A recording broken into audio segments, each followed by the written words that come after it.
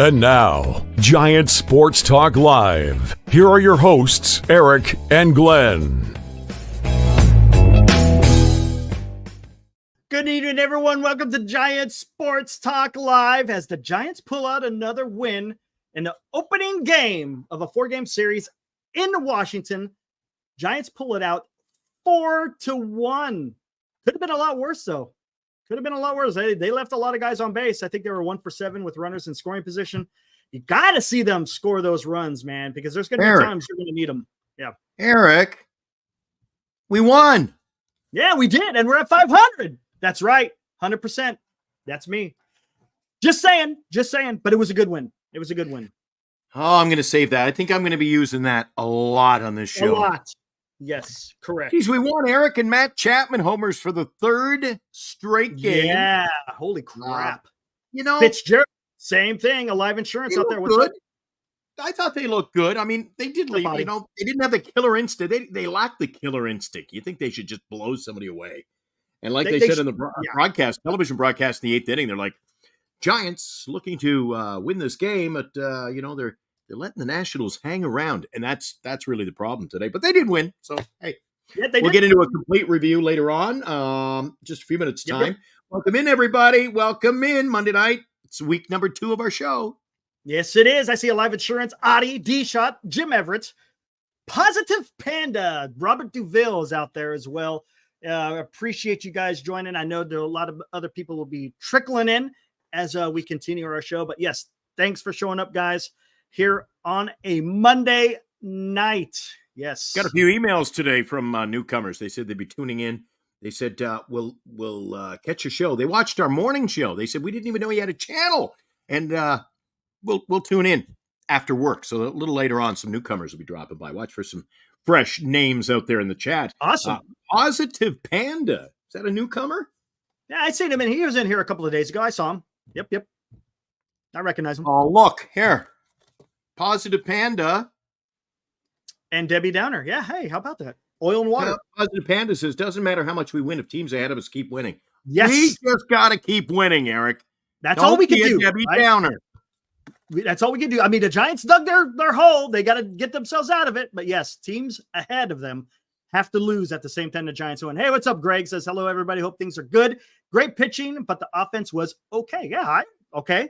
Yes, I like that. I like that, Greg. Yes. We're a few minutes away from a recap of the complete game, but this kind of sums up our situation. Fitzgearld, man. Holy.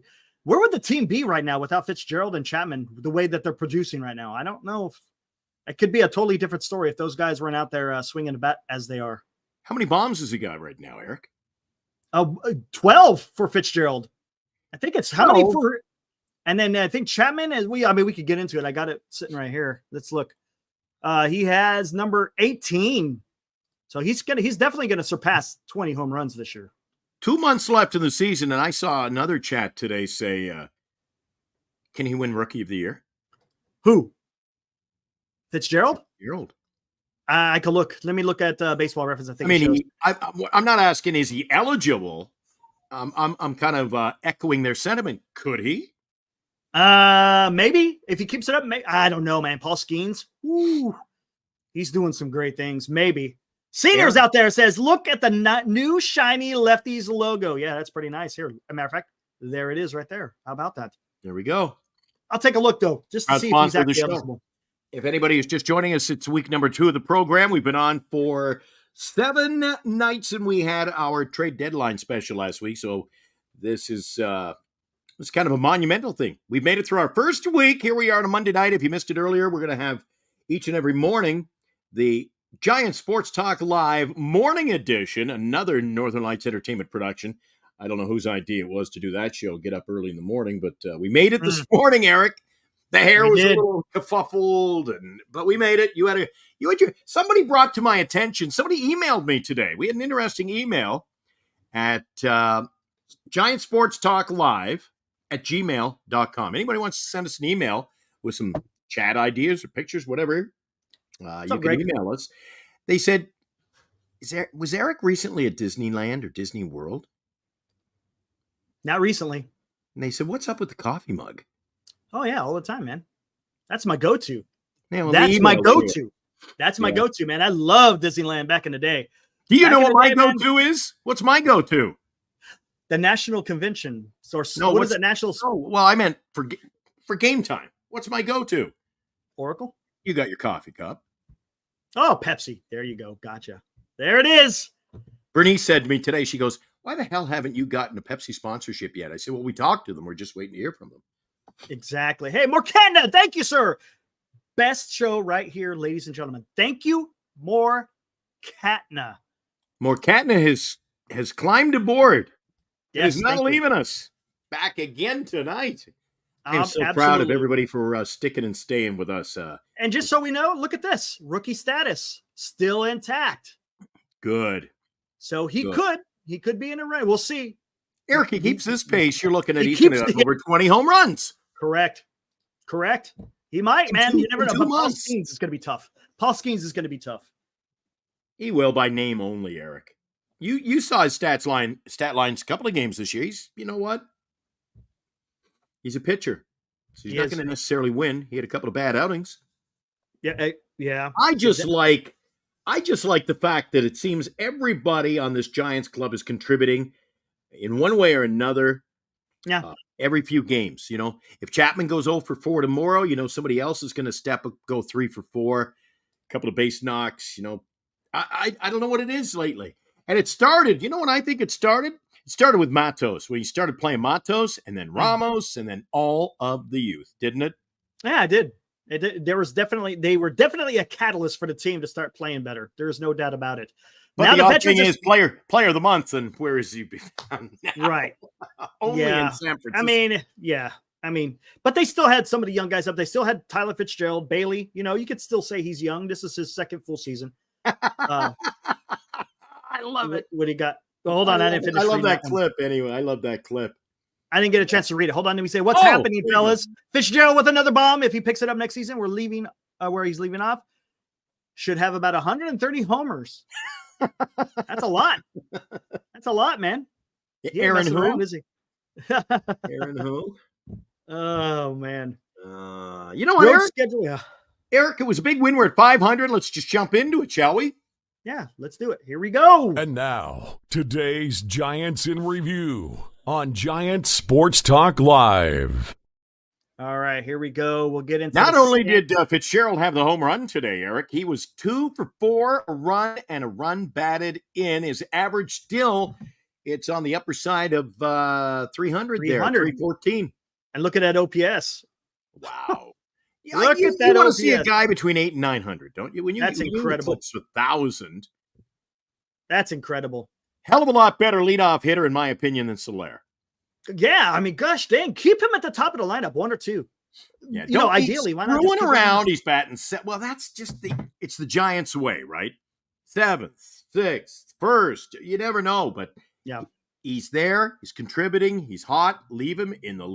And that, Eric, Jesus, if we have a bad show, do we say, okay, we'll come back and we'll regroup for Thursday? No, you move on. So Fitzgerald got to play leadoff every day. I don't know what the. Yeah, why not? Just keep him at shortstop. Keep having him either lead off or hitting the number 2, one or the other.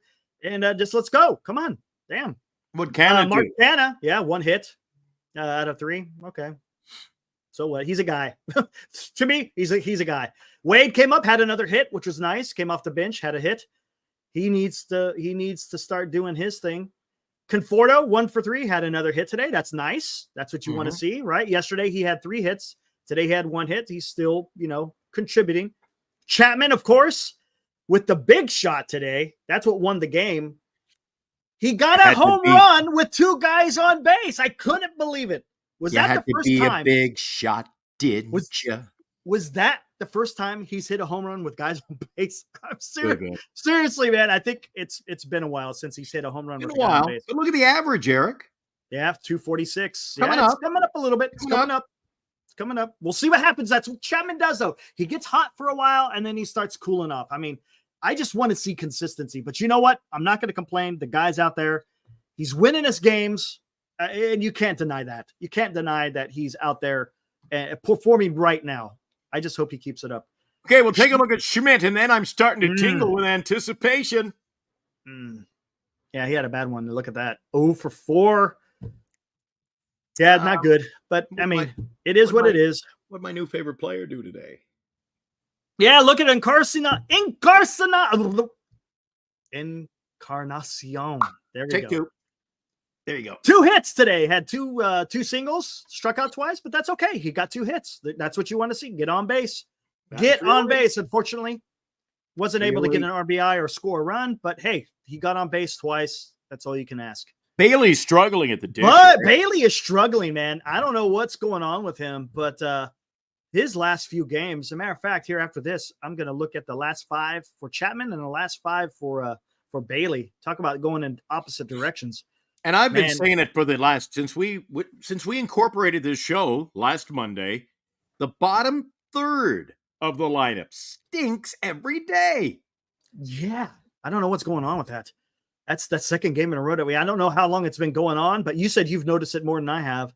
Bailey Luciano Tremsky 1 for 12 today, Eric. Yeah, Luciano 0-4. I don't like seeing that. I want to see him make some contact. I mean, he had a deep fly ball to the right center, but yeah, I want to see him get some more hits. And yeah. And the bottom 5. What are the bottom 5? 3 for 20. Yeah, not good. No, not see, good. Somebody picks it up every day. Somebody just steps up, right? Exactly. How did pitching look today with Webb going after win number 9 today? Yes, he did. Real quick. Don't want to see that. You don't want to see that 1 for 7 with runners in scoring position. That has been a bugaboo for the Giants this whole damn season. They got to do better with that. Granted, I mean, they didn't need it today because the pitching, as we're going to talk about, was excellent. So they were able to hold on with those 4 runs I should say having that 3-run lead. But yeah, you want to see him score some more runs, man, with the runners in scoring position. Anyways, Webb, 5 2/3. Wasn't spectacular, but hey, he only allowed 1 run. So I'm not gonna dog him about that. He had 3 walks. His control wasn't there as it was in his last outing when he had that complete game shutout. Only 4 strikeouts, but again, only allowed 1 run. Kept the Giants in the game, and then the bullpen did the rest. They allowed only 2 hits the rest of the way through, and then no runs. Again, bullpen came through today, which is good to see because. Therefore, and then, Doval looked excellent today. Doval looked on. So that was good to see because if the Giants, again, I keep saying this, if the Giants are going to make a run, they're going to have some key players. Doval's one of them, especially when it's close games. You don't want him giving up runs. You just don't want him to do that. So it was good to see him come out and just get those 3 strikeouts. Both Rogers got us through some late innings as well, Eric. Yes, they did. Taylor. Man, he was looking rough. Man, he gave up a single. Then he gave up a double.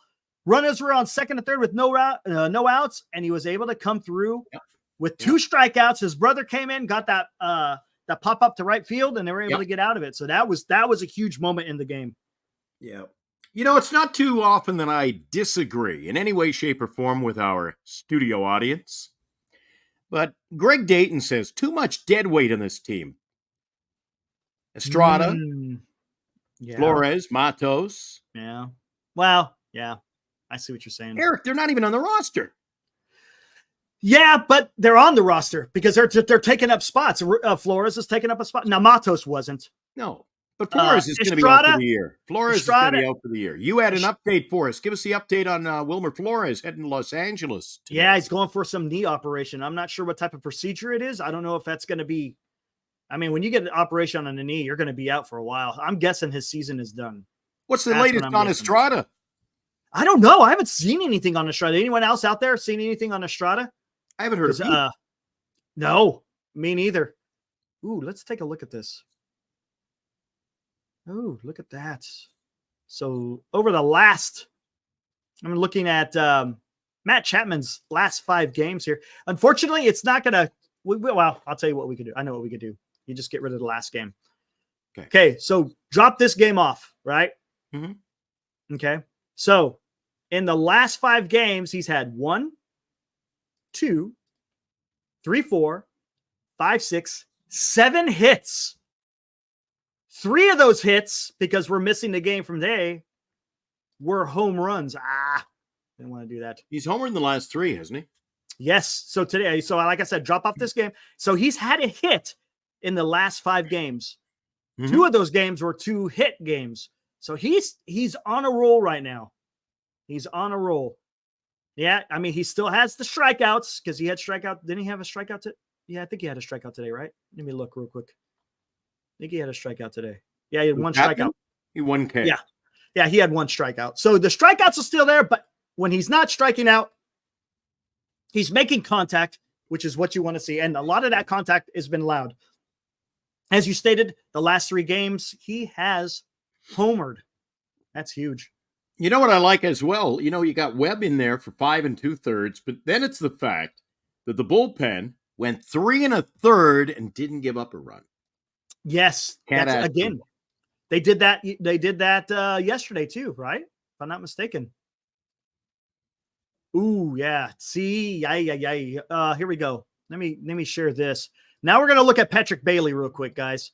What do we got on the board for Patrick? The last. So we have to drop this one. This one gets dropped off. A lot of zeros up there, Eric. And guess what he had today? More zeros. Yikes. And he's striking out quite a bit more. I mean, one is, but when you got the last 2, actually, I think he struck out twice again today, right? Let me see. Today? Bailey. You want to know what Bailey did today? Yeah, he was 0 for 4 with again. 2 Ks. So the last 3 games in a row, he's had 2 strikeouts. He's got no hits in the last 5 games. Again, drop this bottom one off because they haven't updated today's game. That's not going to get it done, man. Maybe he's throwing some fatigue. He's behind a dish. You get beat up back there. So maybe there's something going on. Maybe he's fighting something we don't know. Remember we said that about Flores. I said maybe he had an injury. Lo and behold, he's going to LA to have a knee procedure. So maybe there's something going on there. Anyway, 3 1/3 out of the bullpen today. Didn't give up a run. The 9th win of the year. Webb must be a little happier. He was a little ornery, wasn't he, the last couple of weeks post All-Star game? Yeah. How about that? Yeah, it's nice cranky. to see him get him. He got a little bit cranky at that first base. He got that balk called on him. I missed that part of the game, but I guess he had a balk call on him. And that was the run that scored. He wasn't too happy when he came off the mound. But we haven't jumped it. We're still talking about the Giants.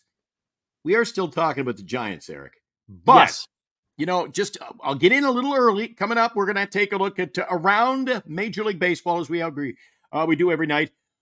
Oakland, the bottom of the 6th. They're playing over at the Coliseum. It's 3-1 A's. Uh-oh. Oakland 3, White Sox 1 with 2 outs in the bottom of the 6th. What's going to happen? Is it going to be, Will it be 21? 21 in a row? Oh, my God. Come on.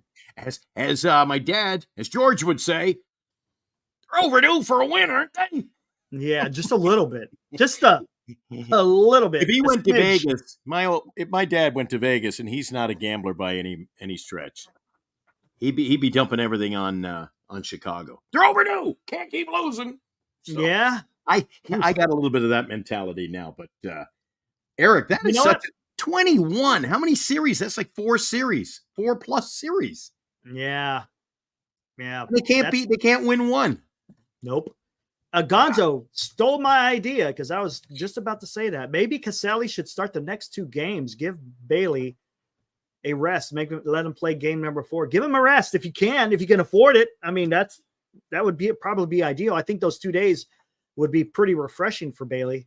Again, maybe he's fighting. You get beat up behind that dish when you're catching. So where's Murphy?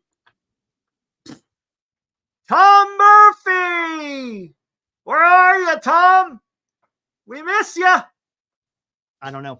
Where's no Murphy sighting today. I don't know. Yeah, I don't know. Yeah, we're missing Joey Bart alive. Yes. Sometimes, Eric, you and I will forget something, me especially at my old age. And I thought, well, maybe I forgot he's injured or something. I just don't even know where he's at. I haven't seen nothing. I haven't seen Pavlovich talk about anything or Baggerly. I'm seeing nothing about an update. Hey, a Farhan forgotten player. Would that surprise you? If I'm not mistaken, I think he's still on the 10-day. Did they ever transfer him to the 60? Did they ever Let me see. Good question. That I'd bring that up. I thought I saw the other night somebody asked that in the chat about. I'm gonna take a look at this. Where he went. 4-1 Oakland, heading to the seventh inning, Eric. Wow. Yeah. 40 man. Will the White Sox ever win again? And I didn't see who started at pitcher. No, he is on the 60-day. My bad. He did go on the 60-day. Okay. So he's been on the 60-day for a while. When did he get hurt? Like in May? I think he got hurt in May. Man, I don't know what's going on with him, to be honest with you. White Sox have somebody pitching. He may be a fan. I've never ever heard of him. He's got no stats line. I don't know. What's up, Shardall? See, Shardall's in the house now. Murphy Amber Alert. Yes, D-Shot. That is correct. Board. All right. What's up, Shardall, man? Hey, Shardall. Yeah, Live says we're missing Joey Bart right about now. Huh? And matter of fact, Bogzer would be nice to have Bart as a backup. Oh, wait. Farhan Sladidi gave him away and signed Tom Murphy. Yeah, I know. Farhan Slazidi. I like Slazidi. Oh, that's tough. Slazidi. We'll get it. It's only our second week. Give us a break. Yep. Chardonnay loves mojitos. Is that right? Fair enough. There you go. Who else is in the chat here, Eric? Let's see what else we got here. A lot of Bailey. Oh, Adi. What's up, Adi? Says, just going to that one. Speaking about Patrick Bailey, says his defense has improved, but his offense has declined. Maybe he decided to make the trade-off to put more effort into the defense. You know, it's funny because in the beginning of the season, it seemed to be the other way around. It seemed to be he was playing better with his bat than his glove. It's kind of went around the other way. It's interesting. Kind of interesting. What's up, Jim? Thanks, man. Appreciate it. In the beginning. In the big inning. Yeah. Big Bart supporter. He got a raw deal. You know what, Eric? I'm kind of at a loss tonight for some reason. And, you know, it takes a lot for me not to bring something to the table, have something to say. Today's game was, you know, a nice win and everything. We got to the 500 mark. If you're just joining us, 4-1 final. Giants are finally at 500. Let's keep it like that or above. But it wasn't the most exciting game, was it?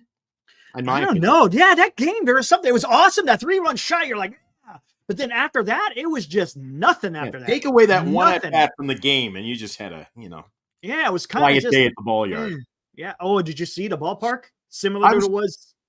Similar to what it looked like. Have when we had the stats up, I was wondering. You notice they don't. I don't think they give us the attendances, do they? 14,674. And you know, you guys have talked about that on the air before and in the chats before. And I've actually been sitting at Oracle Park, and I'm like, guys, there's no way there's 31,000 here. And the chat, they said there was 31. Well, I was there. And I was not among 31,000 friends over there, I'll tell you that. A guy called Ed, he's in here. What's up, man? He's got welcome back. He's a few minutes behind, but he's got us on 2 times speed. So we're talking like this real fast. We're really fast. Glenn, we're talking really fast. Miss anything. I'd rather rest Bailey when Snell or Webb is pitching. Ooh, okay. Really? Okay. Yeah, you know why? Because Webb and Snell, they throw those balls in the dirt. So it's a lot more work for Snell behind the dish. That makes sense. Same thing. You know what? You could say that with Ray too, because Ray, he's gonna have to do a lot of fishing for when Ray throws those sliders. It's tough. And Casalli's really a blue collar kind of player, isn't he? Yeah, he's okay, but he doesn't have much of an arm. But as far as calling the game, yesterday, evidenced yesterday. Yeah, exactly. So, all right, but Bailey needs rest. Bailey needs rest. 4-1. I'm excited about that. I've never been more excited about a team losing. Over in Oakland, the A's have the lead. Let's take a look around Major League Baseball, Eric, shall we? Find out what else is going on. Let's do that. Let's check it out. And now, a Giant Sports Talk Live scoreboard update. All right, here we go. Let me go ahead and refresh it, see where we're at. Top of the 7th, 4-1 Oakland. And again, if you didn't know, you've been living under a rock. The White Sox have lost 20 in a row. And it wasn't that long ago, Eric. Do you remember Moneyball? Over at the Coliseum, there was a big night. 20 was on the board because the A's had won 20 in a row. Yeah, the White Sox have now lost 20 in a row and are on the verge of losing 21 straight. Can you believe that Athletics run was 22 years ago, man? 22 years ago when they won that 20 game. Wow. Yeah, That's great incredible. night over the ballpark. I wasn't there, but hey, what did you think of the movie? I never watched it. Are you Never kidding? watched Moneyball. Never watched Moneyball. Great movie. That's what I've heard, Great movie. What the but heck? I've never watched that. I've never watched that movie. Anyways, here we go. Down in LA. Look at that. Into 4. Dodgers leading the Phillies 4-2. It's tough. I know the Phillies are trying to dig out of that losing streak they've had. It's going to be tough to do that against the Dodgers. Going to be tough. Yeah. Teoscar Hernandez has a couple of runs batted in. He has also scored a run. So he has put 3 of those runs on the board himself. He's 1 for 2. He's having a great year. He's hit a home run tonight, Eric, in the lead. Yep. There you go. Mets finals. Let's start with the Mets. There you go. Mets blanks the Cardinals. Those are 2 teams that are ahead of the Giants. It's good that the Cardinals lose, but it's not good that the Mets won. So it doesn't matter what team wins, right? Because both of them, you're going to catch one, but the other one's still going to be ahead of you. But the Mets, in their winning ways, 6-0. You know who is pitching for the Mets? Today for the New York Mets? Take a guess. Sean Manaea. Be a Giant. Sean Manaea is having an excellent season. Excellent. He had 10 strikeouts today. So, yeah, he's doing pretty good. Helped him? Tyrone Taylor, a bases loaded double in the 6-0 win. Oh, yeah, there you go. Diamondbacks, they beat the Guardians 7-6. And that's a bit of an upset because the Guardians are playing well this year with 67 wins. But Diamondbacks, silently putting up 61 wins of their own. Their 61st came today. A bit later on, we'll be taking a look at the complete standings in Major League Baseball in the wild card. Diamondbacks are sticking around. Yeah, and that went into extras. And again, Diamondbacks is another team ahead of the Giants. So, Jock Peterson, 2-run home run. Yep. Oh, look at this. Imagine this. Final in Miami. Reds destroy the Marlins 10-3. Ellie De La Cruz, 2 home runs. Yeah, are you ready for his stats line, Eric? If I can jump in, I know this is your game of note. No, go for it. How about this? You think this is a nice out? I'm glad it came tonight and not on the weekend. L.A. De La Cruz started at shortstop today, was 4 for 5, 3 batted in, scored 3 runs, and had 2 home runs. He didn't have any stolen bases, but I think they're okay with that. I think they're okay. Yeah, I think I would take home runs over stolen bases. That's just me.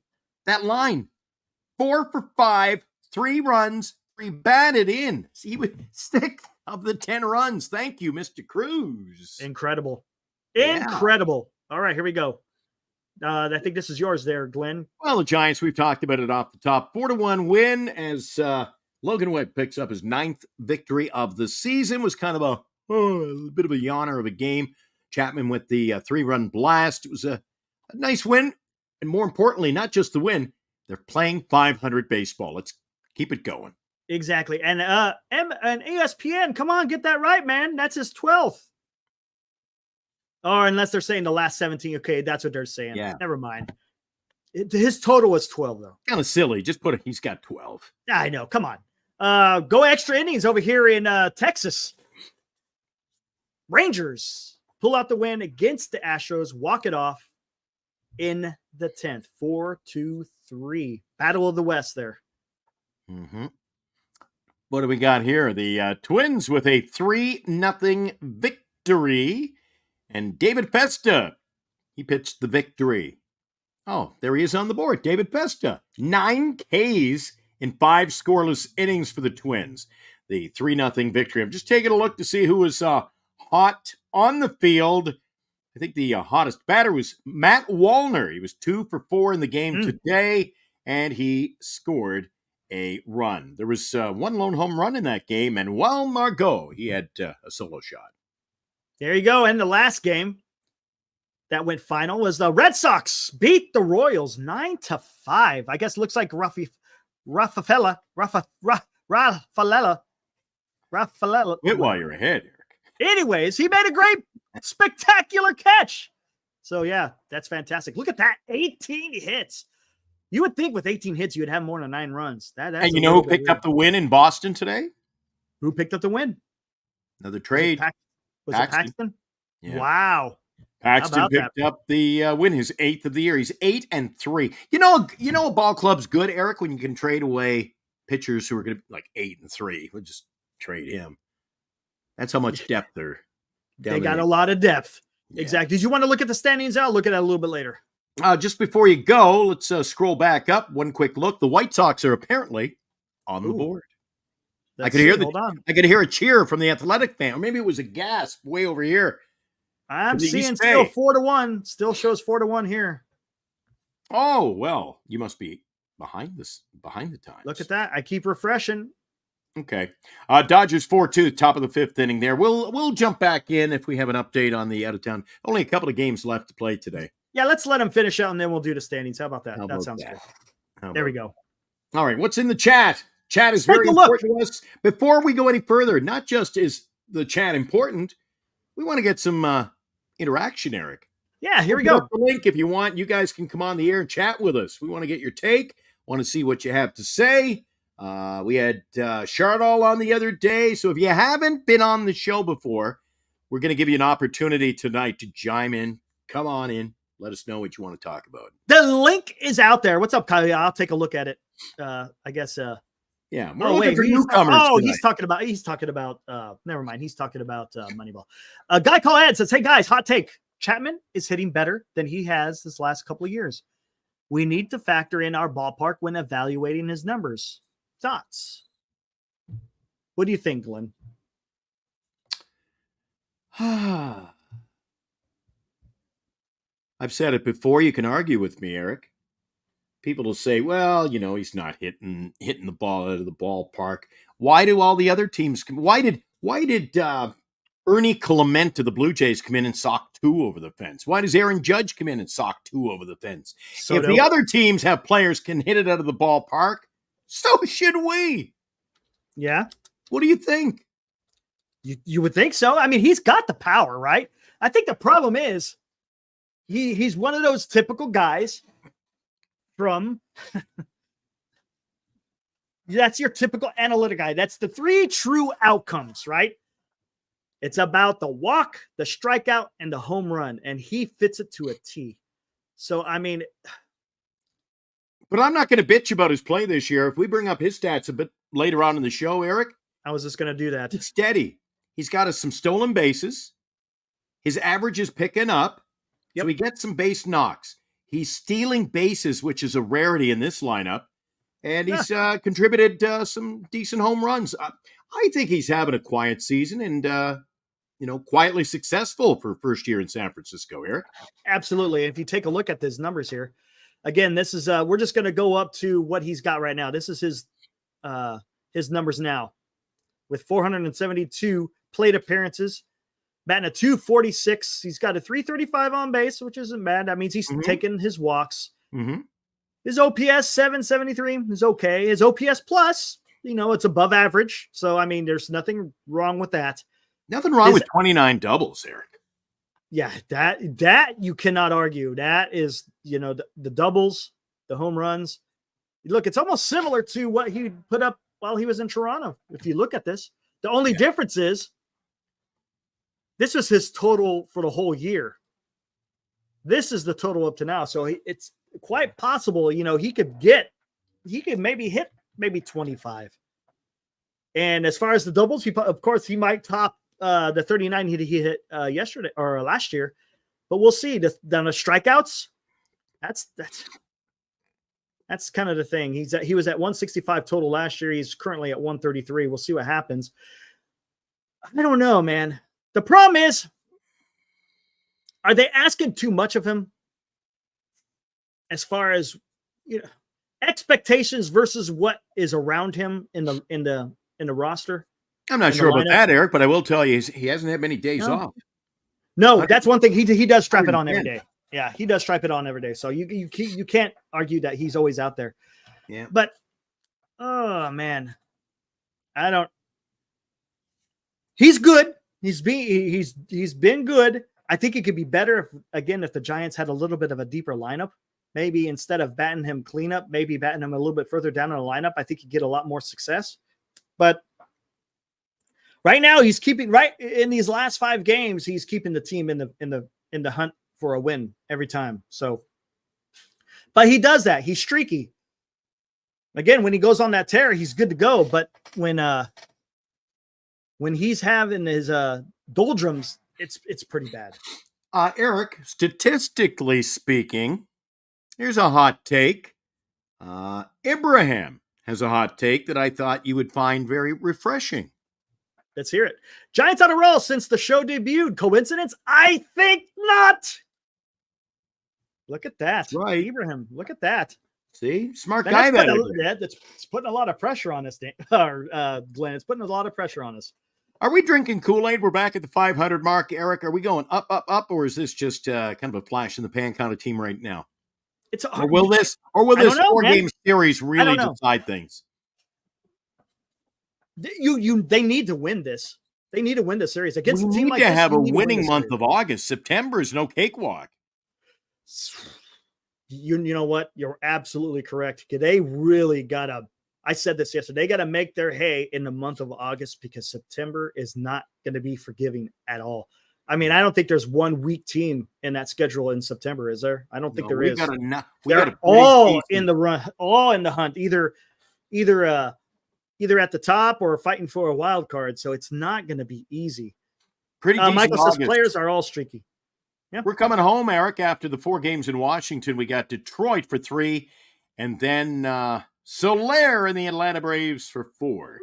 Those will all be home games. And actually, I mentioned on the show last night, don't let the schedule fool you, because we will technically, and for all intent and purposes, be home for 3 weeks because we have Detroit and Atlanta, a day off, and then we head over across the bay to Oakland. But coming back to familiar bed at night, back over to Oakland for the second game on the 18th, and then home to the White Sox, Eric. Yeah, that should be easy wins right there.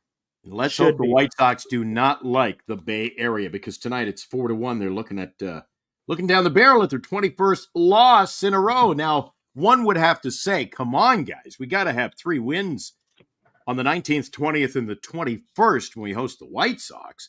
I think this could be a huge month, Eric. Could be. It could be. But then again, the Giants got to go out there and do it, man. That's the thing. Because we talked about this before. Their road record isn't great. Their road record is not great. So they're going to have. It hasn't been. They're going to have. But it's getting better. And cheers, Michael Roeder talked about it. You know, pitching is what makes the difference. That is true, because the Giants' pitching has been suspect. I mean, they were at the bottom for ERA. It's starting to get better, and this is the time you want to get better.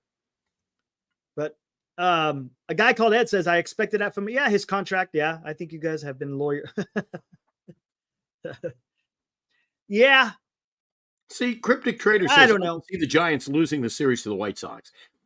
On what merit or basis could you possibly come up with that? On what basis? Just because of because the inconsistency maybe of the Giants, maybe because that's one thing the Giants have been all year, has been inconsistent. So we'll see. I don't know.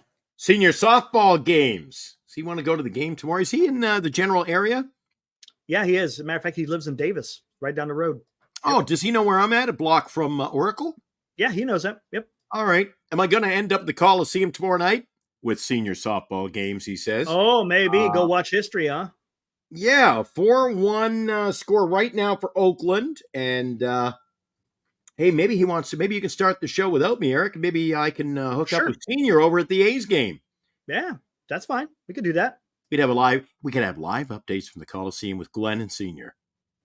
Hey, that sounds pretty cool. And I want to meet some guys. So, Senior, if you're up for it, I'll perhaps try to schedule with Eric to get over there for a few innings. There you go. Cryptic, this is his justification, because the Giants just do stupid stuff like that.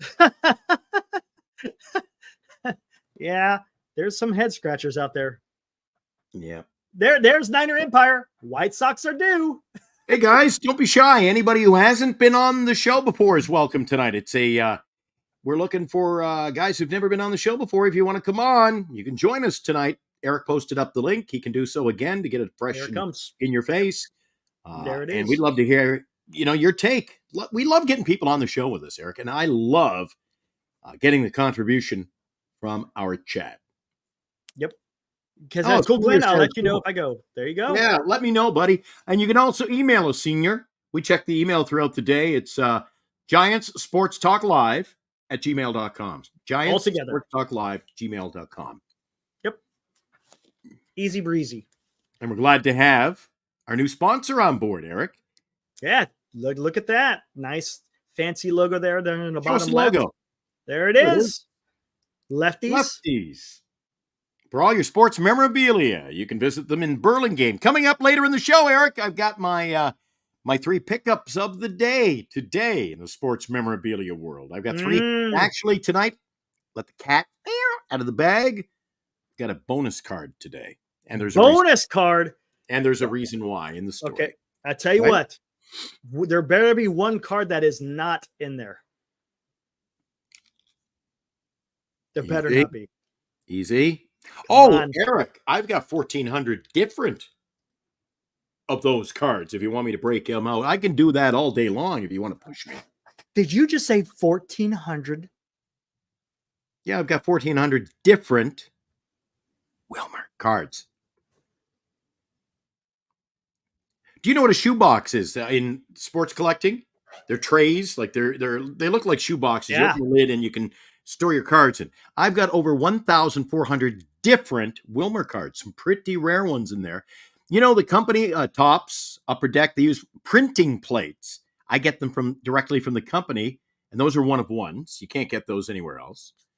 I've got jersey cards, autograph cards. I've met Wilmer countless times, and he's signed a lot of stuff. But they do have that wonder. Anybody who's out there in the audience, you want to help us celebrate any upcoming anniversaries here at the show, they've got a beautiful Wilmer Flores autographed 8x10 I'd love to have in the collection. So feel free to, wish us all the best and get me a Wilmer picture. My mind has just been blown. Did I just hear that you, Glenn, have 1,400 plus baseball plus just Wilmer, just Wilmer Flores? Absolutely. Hey, is that a topic? You know what we'll do? I have a deep fear. I have a deep fear, Eric, that one of these days we're going to see Wilmer either cut loose, DFA'd, traded. I don't know what's coming down the pike. But if you will give me my solace, and maybe on that particular day, you and I can review some of my cards, we'll say our goodbyes to Wilmer. And now, another Giant Sports Talk Live hot take from Senior Softball Games. Exactly. What? Yeah, it's true. And Eric, when you guys sort of like wrap your mind around that, I'll be right back. All right. Oh no. I don't, don't even know what to say. Whew. Man, that's dedication. Wow. That is yes, Glenn needs some Wilmer AA. The first step is to admit you have a problem. There you go. All right, let me take a gander. Let me see what's going on with the score down in Oakland. Bottom of the 8th, 4-1. Oh boy. Oh, here he is. He's got some merchandise. A couple of things to show you. First of all, got this bad boy. That's pretty nice. That's a nice bat. Yeah. I got that from Wilmer himself. He had to, you can't really even tell. It's got a tiny little crack in the shaft. Oh, yeah, barely. Yeah, I see it. Yep. So that's in the collection. Now, enough about me. Let's make it about our good friends in the chat, Eric. There we go. Mike's out here. It says, I think the Giants made the right decision signing Matt Chapman over sticking with J.D. Davis. Yes, Mike, I would agree. I would agree that Matt Chapman is playing much better than J.D. Davis. That is correct. I like J.D., but where is he now, right? Yeah, correct. I think he's out on trade day. He must have been all excited. The rumors were he was going to Tampa, revived anyway after being cut by the Yankees, and they go, oops, sorry. Now he is just out there in limbo, I think, if I'm not mistaken. So the last week, it's the debut of Giant Sports Talk Live with me, Glenn, my good friend right here, Eric. Appreciate it. Eric, I was telling you the last few days, telling our chat that, we got some giveaways coming up. I dug a couple of them out just to show them from the prize pit today, all right? Yeah, there you go. Nice. One of our giveaways, we're going to do a contest after we get 250 subs. We'll be giving away the can you see it there? The Logan Webb jersey. Nice. That'll be heading out to one of our subscribers. And then Look at at that. 500 will have a prize pack, which I believe will include tickets. Don't quote me. We'll be putting that together, but it will include the brand new the beige color. Look at that. We'll be giving that away on the air along with some tickets.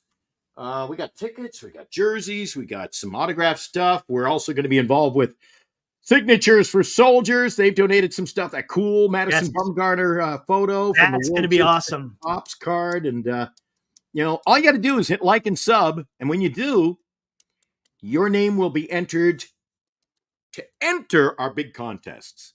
First one, nice. Eric, coming up. How many subs do we got right now? We're currently sitting at 208 subs. All right, so we're closing in on 250 in our first giveaway.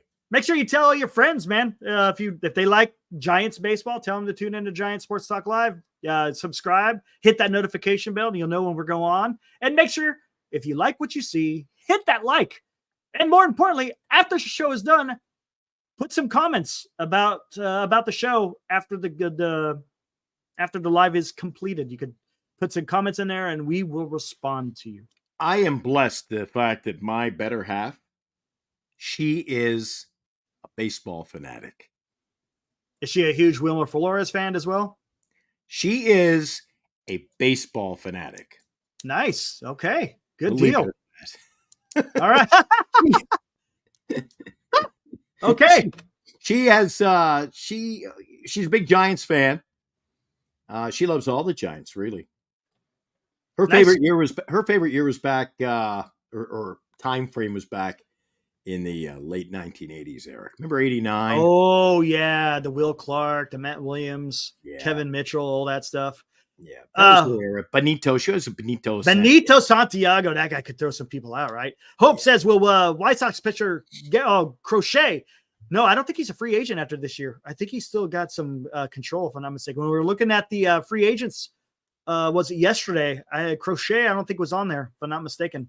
I think he still has another year or two of controllability, I believe. I could be wrong.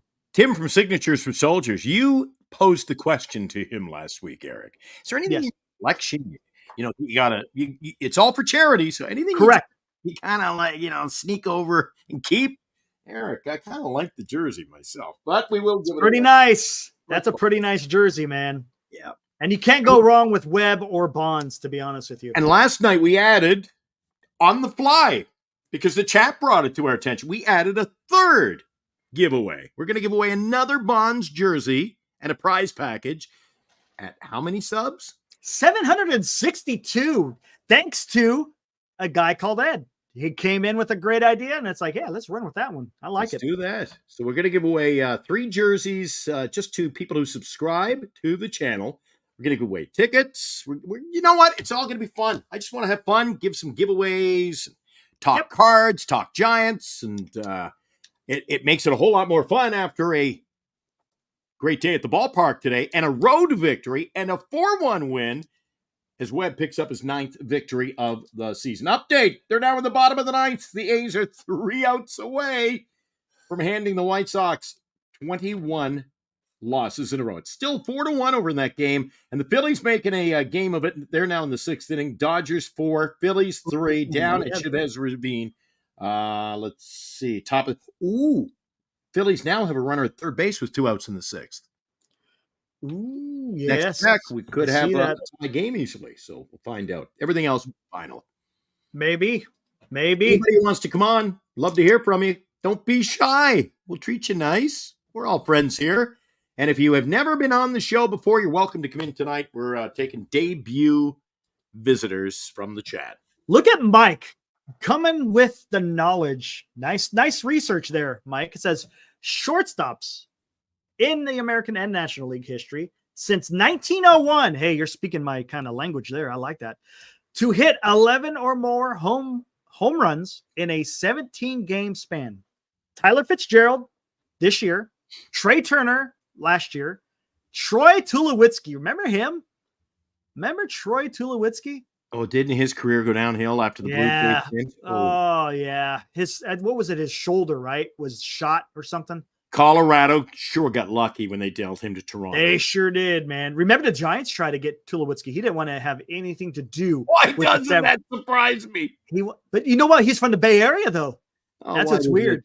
He wanted me, nothing to do with the Giants. Yeah. And Alex Rodriguez. Well, whatever, Alex. Whatever. Yeah, Alex Rodriguez in 2002. Interesting. So that's nice, it, Mike. huh? Good homework there. Looks like Tyler Fitzgerald is in some select company. It's pretty cool. Yeah. Pretty cool. Thanks, Mike. Yeah, it's true, Kyle. Yep. Mike just brought it. Troy was super good. Fell off the ledge fast. Michael Roeder wants a Fitzgerald jersey. You could probably pick one up at Lefties, right? Isn't he going to be? Oh, they've got some autographed jerseys. And not only can you go over and get some memorabilia and merchandise at Lefties, which features Tyler, if you want a chance to meet Tyler Fitzgerald. Yep. Tyler Fitzgerald will be at Lefties in Burlingame on Sunday, August the 18th at 6 p.m. Tickets are available online or in the store. You can call 650-697-2274, 650-697-2274 Lefties in Burlingame, your merchandise home for the greatest San Francisco Giants players, past and present. And Lefties will welcome Tyler Fitzgerald to the store for a meet and greet. You have to buy a ticket to meet him, get an autograph, and they are available now. You can also send Jim a message, jim@leftiessportscards.com. He had a show today, right? Didn't he have a show today on Facebook? They were on earlier today, Eric. I didn't catch it because I was watching the game earlier. Every Monday night at 6:30 on Facebook, you can join them for Lefties Singles Night. It's at Lefties Sports on Facebook. It's every Monday night, Singles Night. Tell them that Eric sent you. Hey, there you go. There you go. Thanks. Appreciate that. Michael Roeder, he lives in Reading. Yeah, he's talking about it. Speaking of which, hopefully you're not getting too much smoke from that fire, and hopefully the fire did not affect Reading. I know Reading was quite a few places over the last couple of years with those fires. I know that the Park Fire was making its way north, a little bit more to the east of Reading, but hopefully it didn't affect you and that you are safe and sound. Take this and run with it, Eric. Tyler Fitzgerald, since the All-Star break, batting .361 with a .418 on base and a over 900 OPS, 10 home runs, 17 RBIs, 15 RBIs, 14 runs scored. Hold on. That's all kind of, no. Yeah. 10 home runs, 17 RBIs, 15 runs, 14 extra base hits. Yeah. Channeling his inner Barry Bonds. It's nice to see. He's had a great stretch. I don't have a Fitzgerald jersey to give away yet, Eric, but no, not yet, right? Not yet. We can only work with what we've got. Tyler Fitzgerald is now only 751 home runs away from tying Barry Bonds. That's all. Just 751. Who brings this stuff? That's nice. One out at the top of the ninth coming from senior softball games. Oh, Abraham might be joining us, Eric. Oh, yeah, I was hitting it the same time you hit it, and it went away. Here, I'll throw it back out there, man.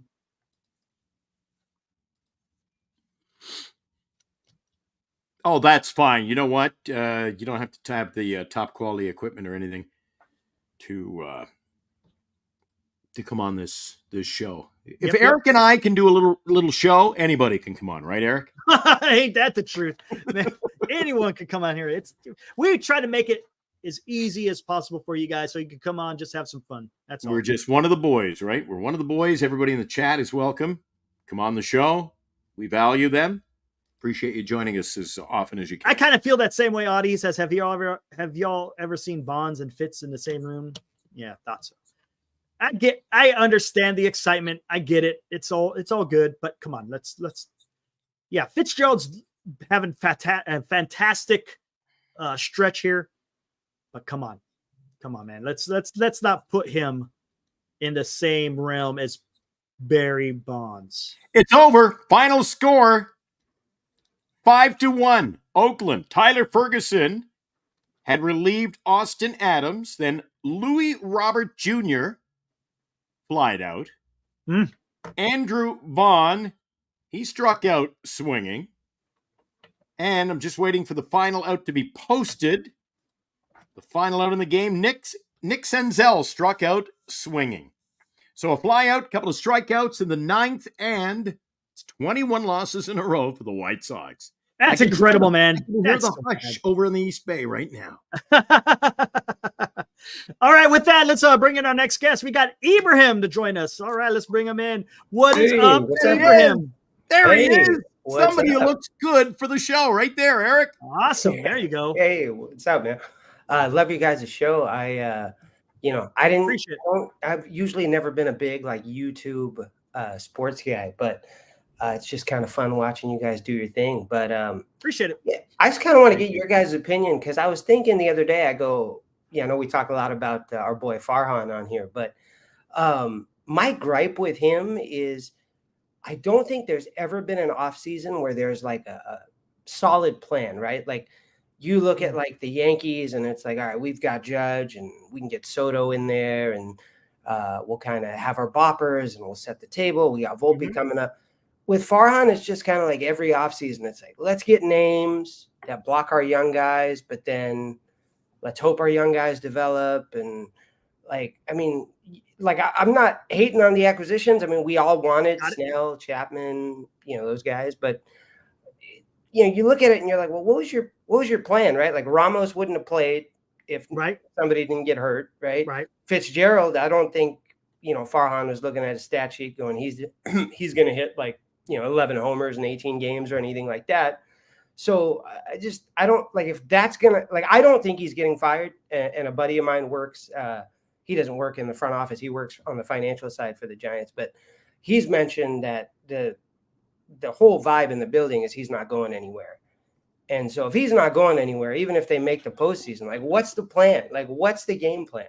Eric, take that one. That's something I've been asking for quite a while there, Ibrahim. I don't know if you've been watching me when I was over on NorCal, but I was saying the same thing for the last couple of years. There just never seems to be a focused plan on what they're going to do. Are they going to go with all the vets? Are they going to go with the young guys? Are they going to go with a little bit of mixture of both and pick a lane in where they want to go?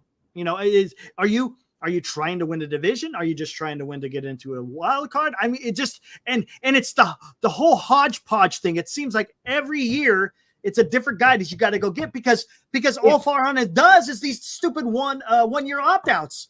So how do you, as a fan of the team, how do you get behind someone where if I get too invested in him, is he going to be gone next year because he has a great year? And vice versa, if he craps the pot, now we're stuck with this guy and they ain't going to go nowhere. And I don't like that 1 year opt-out in trying to put together a roster. Look, I understand it if you're going to do it for a short term. Like, say he just became the GM last year. Yeah. Okay, I got to get somewhere. Man, he's been the GM since 2019. Shouldn't he have something that's already in the works? I mean, granted, there's a couple of prospects I've hit. You got Tyler Fitzgerald. You got Bailey, maybe Harrison. We don't know yet. I mean, there's some young guys out there, but it just doesn't seem by year 6, we should be well on our way in having a team that is constructed in a long-term vision. And I just don't see it. Yeah. I just, for me, it's just, you look at like, cause Farhan in terms of like talent acquisition, like I call it like dumpster diving. Like he's really good at that. He's really good at getting those marginal guys. But the problem is like the 1 year he had the stars, quote unquote, hit. So 19 is kind of, new on the job, trying to get used to it. They made that little run that kept him from selling Bumgarner. and it was Bochy's last year. They wanted to give Bochy a shot at it and all that. Yep. And I get that. 2020, the COVID year, it was abbreviated. 21, and Posey didn't play the COVID year. 2021, you got Posey in the middle of the lineup. You got Belt, who hit that year. You got Crawford had an amazing year. And all of a sudden, the Lamont Wades and the Donovan Solanos and they look a lot better. And rough. Yep. And rough, right, exactly. And then you look at it now, and it's like, well, where is that dump? Like when Ramos was on his heater before he got hurt, those marginal pieces look really, really good. Mm-hmm. It's like it's almost like I forget if it was here or if it was Marty Lurie that said it, but they're like Farhan should just be he should get a baseball guy and just that can land somebody of consequence, and then he can fill in the rest of the roster however you want. You know what? That makes a lot of sense, right? Because I don't know Farhan personally, but you would think it seems like he's trying to outsmart the game of baseball, even though it's been around for 150 something years. And that's the issue I have. It's like, look, dude, have a little bit of humility. You're not as smart as other baseball guys, right? Yeah, you're a smart guy. We're not denying that he's not a smart guy. But there's other baseball guys out there that probably could do a better job than you. And how about you maybe lean on those guys? So I don't know if ownership, because ownership has got a little bit, I shouldn't say a little bit. They got a lot to answer for riding with this guy. Because tell me this, at the end of last year, did he deserve an extension after last year? No, that was just a meltdown. I don't think he deserved an extension. That's me. But you got to remember, this is the game of baseball. This is, and this is the San Francisco Giants. Your expectations and your standards should be higher. Yeah, but Eric, your expectations, Ibrahim's, all our fans, Mm-hmm. their expectations are to have a winning ball club, to compete for a World Series, to win. I think the expectation is to keep ownership happy. They've already said, we just want to be a break-even ball club. Owner So said that. maybe when Ibrahim says, yeah, there's word, he ain't going anywhere. Why? He's keeping ownership happy. 100%. That could be it. I mean, look at that whole Mission Rock seems to be obviously. Geez. How many times have we tuned in to Giants baseball on either KMBR radio or on the broadcast? Even the visiting teams come in. I watch Arizona's channel on the TV here in downtown San Francisco. I get the games on the road channels, and they've got Larry Baer talking. Well, Mission Rock is a big part of our organization. I'm like, Jesus, they're promoting it to the visitor. What is it? A tourist attraction for people to come to San Fran, Eric? You know what? It's frustrating, isn't it, Ibrahim? Yeah. Well, and so As a fan.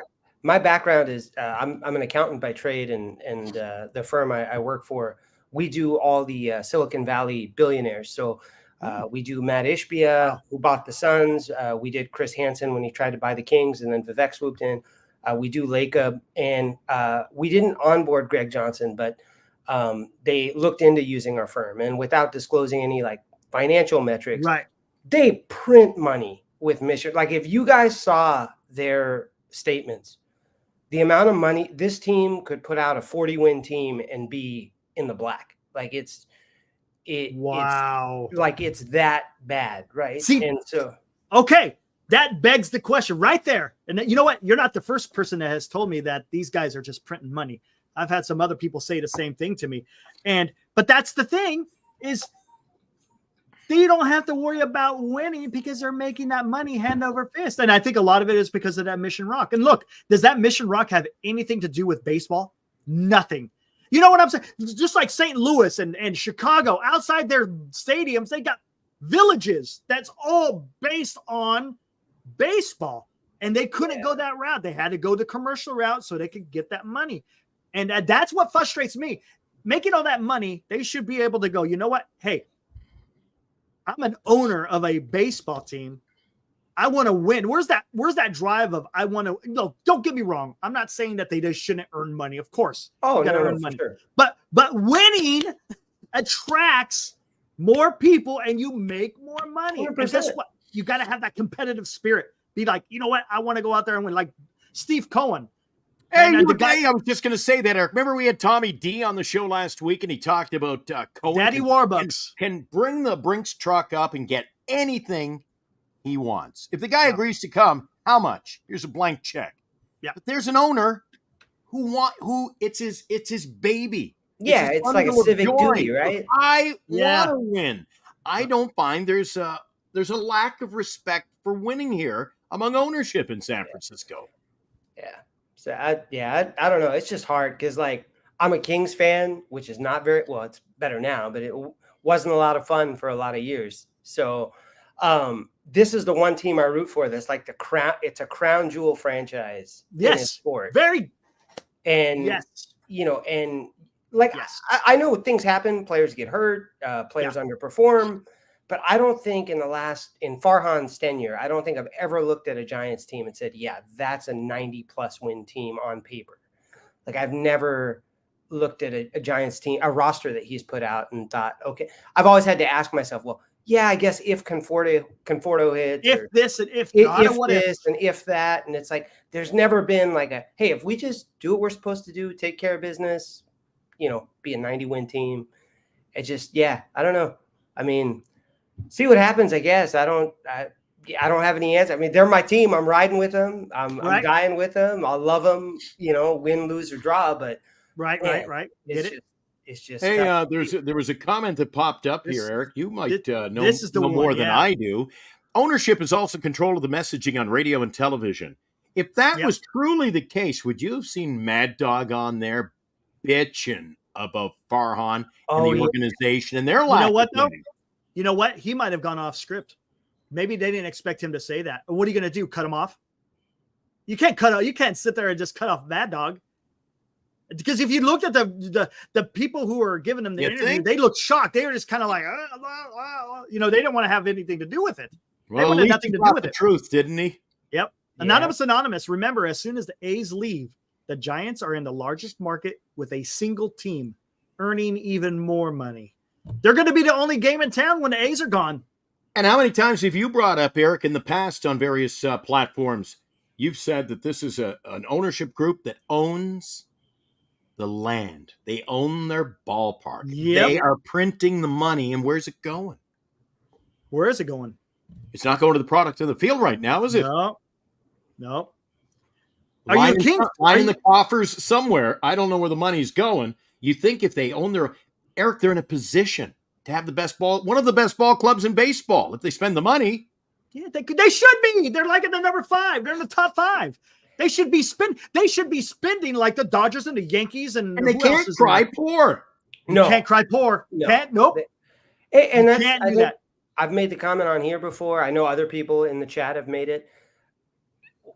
I'd love to see us blow, you know, one of these free agents away with an offer. Yes. Like, with Snell and Chapman, it was like, I didn't even want Snell at that high price tag, but you know, it would just be nice to see, okay, Judge wants 360, we'll offer him 400. Bryce wants 330, offer him 400. Like it, you know, just play like a big market franchise. People don't want to hit in your park. You're not changing the park. Overpay. Ibrahim, you've seen Farhan's give interviews. Does he look like the man that could command a room where he just is like, he knows what he wants, and he's going to go get it. We've said that, Eric. No, the thing I can't stand with Farhan is like he does that giggle every time. Every time. He'll be talking, he'll be like, you know, I was excited to get on here, but then we lost 6 of 7, and he starts laughing. And he's a pussy. I'm like, nobody's laughing at losing 6 or 7. If Glenn is angry, you know it's bad. I know. You know, I swear if Farhan touches Wilmer, it's over. Like if Wilmer gets the boot. So he's already got the bat ready. The bat's ready. Well, did Abraham see the nice bat I had recently picked up? Wilmer gave me that one. Yeah, look at that. And I had it. I get the little proof of when he used it and the whole bit. Yeah, Wilmer gave me that in San Diego at the game. I don't know if you heard this, Ibrahim. Glenn has over 1,400 baseball cards of Mr. Wilmer Flores. Just Wilmer? All unique. Just Wilmer, no Duke. Just Wilmer. Yeah, I didn't even. If you had asked me, I would have guessed there are 14. Is he calling BS on that? No, I'm not calling. No, he's not calling BS. No, he's saying I just don't want to believe it. Like, Hey, Eric, is it too early? Is it too early in the show to bring out my? Usually at this point in the show, we bring out my pickups of the day. Yeah, go for it. Bring them up. All right. Well, I'll leave. No, we want you to stick around. We want you to tell me if I get fleeced or not. All right. You can be the voice of reason, which we need on this show. Yeah, I'm not great for that, but. So today I picked up a Gem Mint 10, just for strictly for historical purposes only. I picked up a Joey 70th Bart. anniversary Joey Bart tops. Can you see that? It's hard to get Nice. this thing out. But anyway, there's my Joey. That was a Gem Mint 10. Then I picked up this beauty. Don't know if you guys are familiar with the Topps brand. They release a card set that's only available each year, November and December, in Walmarts across the United States and Canada. And they are called the Topps Holiday Edition. Okay. So what they do is they have snowflakes, and some of the players have a Santa Claus hat. It's a really cool set. So I picked up a Gem Mint. I don't know why I picked up this card other than I love the look of this one. It's got streamers. It's got some Christmas decorations. Can you see that one? Oh, yeah. Look at that. Oh, those are cool. And that is Mr. Juan Soto. Juan Soto. Nice. And it is got that upside down. But anyway, it's a Gem Mint 10. I thought that had a great presentation, that card. Then the other two are not related to baseball, but they are the same player. I told you I'd have a bonus card in here. This is from the Wayne Gretzky rookie year. Will, I think, is familiar with this set, one of our viewers. I picked up you ever heard of that guy? Gordie Howe? Gordie Howe, yeah, I've heard of him. Gordie Howe, Hartford Whalers, New England Hartford. Wow. And I picked up Gordie Howe's 1970 All-Star card. Look at that. That's in good shape, too. Yeah, I know. That one's graded a half a gem. So it's a 5. For its age. Anyway, those are the pickups today. Sadly, no Wilmer. Oh, dear God. Those came in the mail today. Oh, my God. One of these shows, I said, Abraham, what do you think of this? I said, can we have a farewell the day that Wilmer is gone? Have maybe our own little memorial wake? service? I'm going to break up the cards. Gonna have a wake. I'll have a coffin in the back here or something. Wilmer's picture. You never know, man. I'll be heading down to Willie Mays Plaza, Eric, looking for Farhan. Just look through the recycling bin. You'll see him grabbing cans. He'll be there. He'll be there. There you go. Hello. Hey, Ibrahim, I think this is towards you. Senior, friend of ours, says, Kings fan, I like this Ibrahim dude. Hey, man, do you think the A's will end up in Las Vegas, or do you think Vivek can keep them in sack? I mean, personally, I don't. As much as I'd love to have a baseball team in Sacramento, I don't see Major League Baseball, agreeing to have a team in Sacramento. I don't see the city being receptive to helping fund a park. Especially after Golden won, and then after Golden won, and then Vivek. You don't think he'll pay for one? I don't think he'll pay for one. He's not as loaded as people think. He's not as liquid as people think. But and that number gets thrown out. Like, he paid $341 for the King. He actually paid like 30 or 40 million for his stake. It was on a valuation of 341 mil. There's just a lot of minority owners of the Kings, and I think he owns like 13%, and that's the majority stake in that group. Fair enough. So he's not as loaded as he's got more money than I'll ever have in my life. But in the world of the Steve Ballmers, but I just don't think the city's open. I think what he's hoping is Las Vegas falls through. SAC is the only option. Or Major League Baseball is so impressed with the season ticket and sellout streak for a subpar product that they bring an expansion team there. But, I don't. Well, Abraham, where are you from? Fair enough. Where are you from? I'm born and raised in Sacramento. So I've nice. spent my whole life in Sacramento. So, Eric, you're from what we'll call the general area. So I'll pose to you both, being a guy from downtown San Francisco, Sacramento, the Kings draw. But is it baseball country up there? I guess it's giant. A lot of Giants fans. I think they build the stadium. I mean, do you think they could draw 30,000 people on every given night? They could draw like they could draw. the River Cats draw, the Sac Republic, who are not even a Major League Soccer team, they draw. Good. The reason the Kings draw, like I'm a Kings season ticket holder. The reason the Kings draw is we're very proud of having a professional sports franchise and having another one. I think baseball is a more blue collar sport, and I think it's a blue collar town. So yeah, that makes sense. I think they draw, but I think the park would have to be what's it called? Retractable roof, kind of like Arizona. It's gonna have to be there, doesn't it? Yeah, it just the heat. So you're a season ticket holder for the Kings, man. Eric and I both like music. I'm in the radio industry. Eric's a big music fan, especially 70s music. Oh, same. Yeah, right there.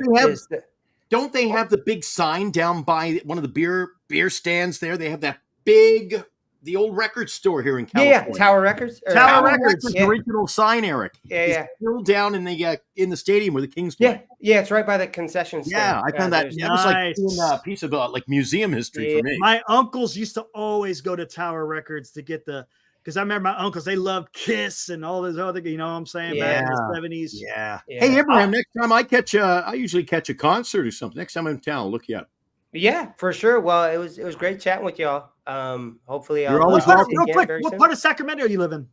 So I live in Roseville, but I grew up in Marysville. I have a peach orchard. My family has a peach orchard out in Marysville. I was stationed. You don't hear that every day, do you, Eric? Yeah, I was stationed in Beale from 2010 to 2014. Oh, no way. Yeah. Yep. I left in 2010, so you were. Well, there you go, man. I came in June of 2010, and then left in November of 2014. That's when I retired. Oh, cool. Yep. Cool.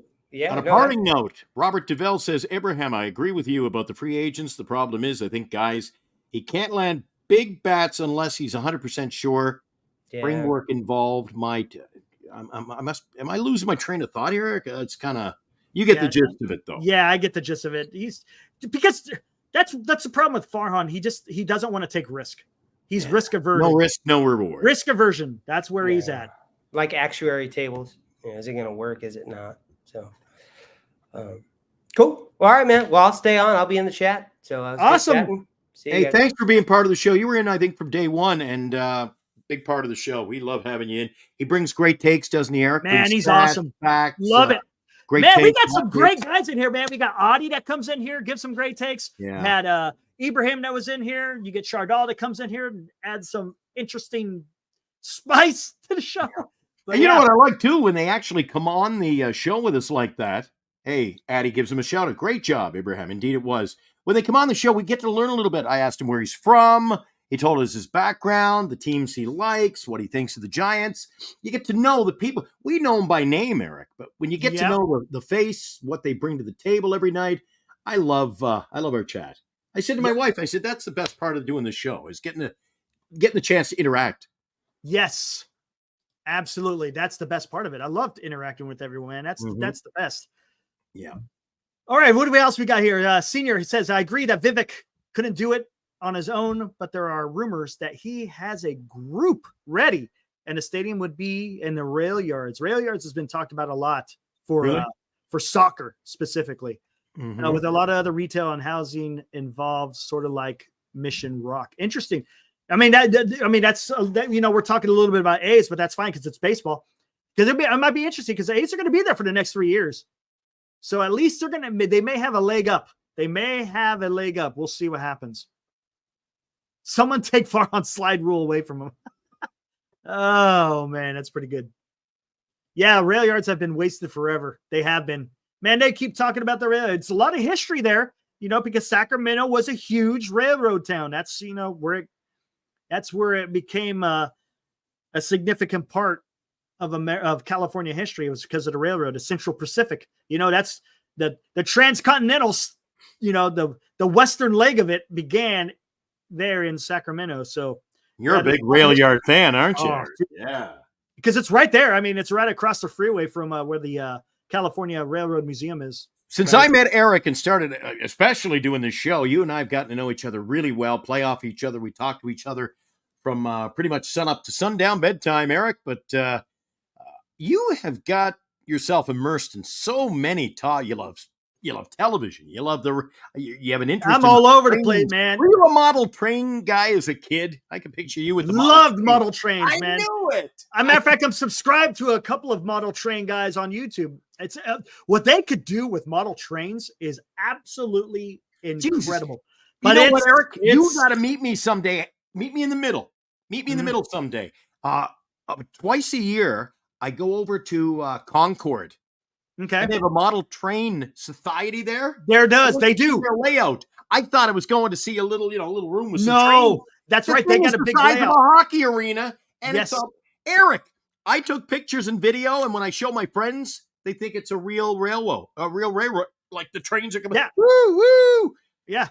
It is. And the light, it drops the little, whatever you call they'll have little streets.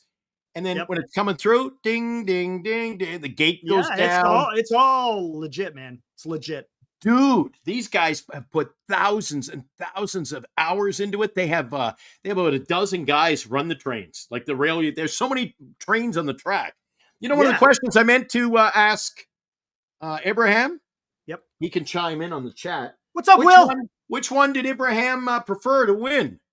Oh, yeah. Was he in on the Webb? Or is he in on the bonds? Bonds. Which one would he wear proudly? He had a nice shirt on, by the way. I like that plain but effective. He had Look a at giant shirt going. Pacific Fruit Express. Yeah, they used to do that. The old refrigeration cars. Oh, where'd Eric go? What the heck? Sorry. That was me again. That's the second time I've done it in the history of the channel. I bumped you right off, so sorry. It's all good. The refrigeration cars used to have big blocks of ice, and that's how they kept all the fruit and the vegetables nice and cold as they made their way eastward. Yeah, it's awesome. Eric, I've always wondered, you and our big Little House on the Prairie fans, as we've mentioned on this show. You ever watch the episodes of Little House, like when they locked Nancy, I think it was, in the Nancy locked the other girl in the ice house. The ice house. In the middle of July. Do they cut these blocks of ice and just because they're buried, what I'll call buried, slightly, or in an ice house. Yeah, I guess they're below ground level. Does that keep them frozen year round? I just couldn't understand how they do that. Yeah, I don't know. That's something to do with being underground and with the hay. Yeah, but and all it's not ice cold underground in those. No, it's not. I just think it's just, I don't know. It's just somehow. I just found it quite curious that every time someone, there's smallpox on a Little House or they were going to the ice house. Anthrax. It's anthrax. And they're chipping the ice. I'm like, there's always ice around in July and August for you in Walnut Grove. You're the Little House. You're the fan. I thought you would know, Eric. No, I'm not sure on. Okay. I'm sure it has to do, because if you notice, most of it's built of brick. Only the top part is with wood. So I don't know if it has something. Yeah, it is. It's theater of the mind, Eric. Yep. There was something I was going to say. Oh, yes. That's what the senior said. If they do build a stadium in Sacramento, have a railroad thing, 100%. They should. That would be so awesome, man. Have a better steam locomotive out there than what they have. I don't understand a steam locomotive at Minute Maid Park. It doesn't make any damn sense for me. I don't know. At what point does Oakland A ownership crap or get off the pot one way or another? Who knows? It seems to be up in the air. Vegas at one point recently just said, you know what? We don't even want you. Yeah, I don't know. Oh, Fisher is, I don't know. He's blown off Oakland. They're going up to play in a 5 or 6 or 8,000 seat stadium. Vegas is saying, we really don't want you. Has there ever been an organization that is just such a mess? Never. No, it's pretty bad. Adi has a good question, guys, and this could be for the chat as well. Speaking of Sacramento having a baseball team, what cities would you like to see have expansion teams? Because that's coming up, if I'm not mistaken, right? All right, Eric, you give us 3, I'll give you 3. Or you want me to start? I'll say Vancouver. Ooh. Interesting. Vancouver. A lot of people would say go back to Montreal. I think Vancouver the size of Vancouver and being along the West Coast. You've got so many West Coast teams, Eric. I think Vancouver would be a prime Canadian location. It would be. I've heard talk of Nashville getting because it's becoming an up and coming city. Yeah. Yep. There's a live. Yep. Nashville. You also got to be careful, Eric. Everybody loves everybody loves the word expansion. But you get so many people in our chat the last week are like, oh, we got to we got to cut down on the number of postseason teams, and it's getting pretty watered down as it is now, Eric. Heckmo says Austin. I see Portland, New Orleans. Portland. Boy, I don't know if I want to play in New Orleans, so in summer. Ooh. Dome. You're getting into, you know what? The only places left are domed cities, right? Yeah. Look at that. One of his neighbors. Wouldn't it be nice to have a team? Is there anywhere large enough in Georgia? Well, they already have Atlanta. Or not Georgia. Alabama. Mobile? See a team in Alabama, but I don't know if there's an area large enough to sustain a team. Mobile. You and I could easily probably list 10 cities that can sustain a team, but would they last? Yeah. Oh, Ohtani hit a home run. Hey, look at that anonymous songs. One of his neighbors was Patrick Laborato. I can't remember. That was he played Andy Garvey, right? Yeah. Remember, they were brothers. Albert and Andy were brothers. Yeah, they were. Well, in real life. In real life, yeah. Yeah. And one of his neighbors Patrick was Albert then. Patrick must have been Albert then. Right? Patrick was Albert? No, I thought Patrick was was the Garvey. I thought it was Andy. Yeah, that's what Andy. I thought. Yeah, I thought Patrick was Andy. You're the genius. I thought Patrick was Andy. I threw you the roses here. You got the bouquet, man. You are the genius when it comes to little. I'll stick with Highway to Heaven. Mexico City, Louisville, Kentucky, Charleston, South Carolina. Interesting. The Louisville Lemmings. Salt Lake City. The ball will be flying in Salt Lake City. Be like Denver. Those are some interesting. Back to Puerto Rico, Hawaii. I don't know. I don't get it. Oklahoma City. That could be a city. Yeah, that's not so bad.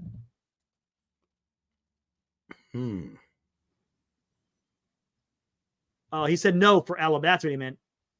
Yeah, Matthew was Albert. Yeah, that's what I thought. Patrick was Andy. Correct. Yeah, see, Eric?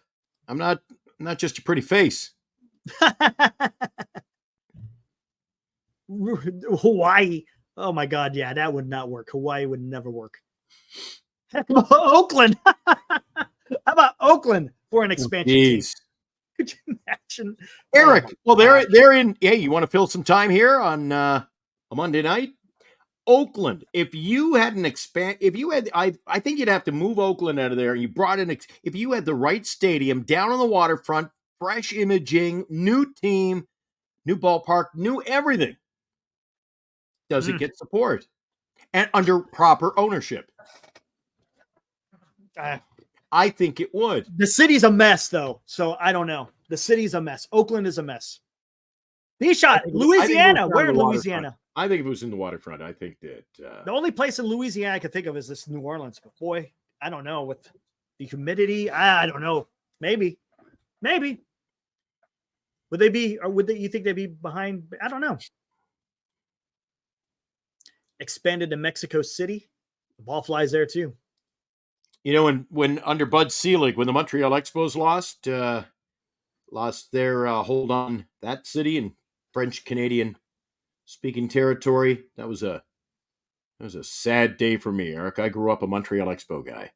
Oh, as a very late single digits, early teens. I was big Montreal Expo fans back in those days. The Hawk Andre Dawson and Gary Carter. Yep. Warren Cromartie, and I could just go on and on and on and on about those late 70s, early 80s teams, Eric. Oh, talk about memories. Yeah, the managers they had over the years. Remember Bill Verdon? No, don't remember him. Oh, the old Pittsburgh Pirate, Billy Verdon. He was their manager when he wore the big glasses. Yeah, he had the biggest glasses I've ever seen. Yeah, those were the good old days. Montreal actually wants a team back. They want a team back? Oh, maybe go back there. And they want to have a big state-of-the-art stadium. That's the key.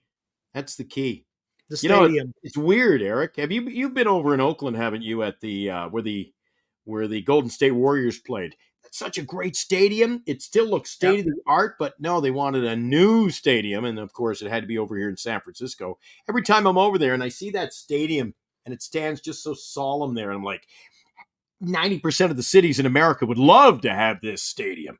Right. And it's occasionally used for concerts now. And Yeah, I think the monster trucks were there this weekend. Oh yeah, the monster trucks. That's loud indoors too. Yeah. Niner Empire says, do you remember this one, Eric? Jerry Park? No, don't remember. That goes back to the Rusty Staub days. That goes back to the early 70s. Oh, yeah, wow. Jerry Park.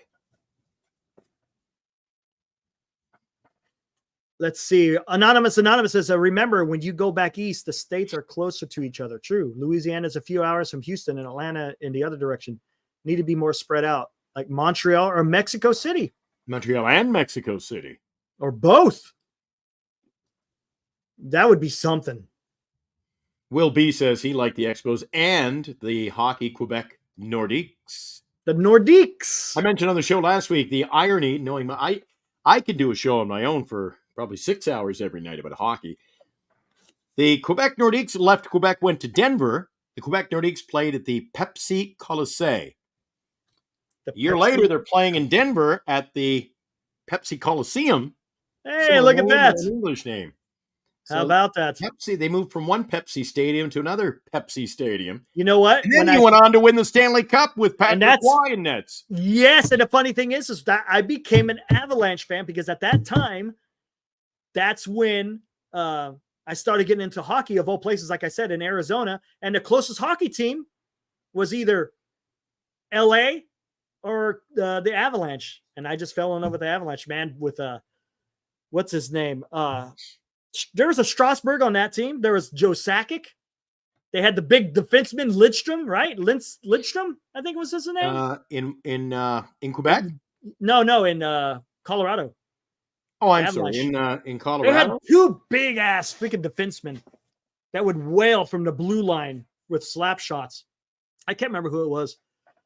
No, Roenick. He was a Chicago Blackhawk. Yeah, Blackhawk. Chris Chelios, my first supervisor in the Air Force, was a huge Chris Chelios fan. Huge. But Patrick Waugh, man, that guy, he had bionic legs. I don't know how you can get down into the butterfly and pop up that quick. I've never seen anything like it. I used to love to see the battles between Patrick Waugh and Dino Ciccarelli. Dino Ciccarelli of the Minnesota North Stars. Well, playing at that time, over actually in Bloomington, not Minnesota. This is when he was with Detroit, and he would park himself in front of the goalie. And I remember Patrick Waugh just getting that big step and ramming it up where the sun doesn't shine. Do you remember some of the fights? I told you on the show last week about Patrick loved to fight. That guy, yes. The guy's not the friendliest guy to begin with, but he loves to drop the mitts. He'll fight anybody, any given day, for whatever reason. And he loves to fight the other goalies. And there have been some dandies in NHL history. If you go back and you YouTube Patrick Waugh, just go in and I'm going to have to look it up. Patrick Waugh fights. And then come back to another show and tell us what you think. Balfour, remember Balfour? He was a great goalie. Who was that one goalie for Buffalo? Dominic Hasek. Oh, Hasek. Oh, my. What did they say? His spine was made of a slinky? Just because the guy was just... He could do the flop and flip his glove over and stop things like blind.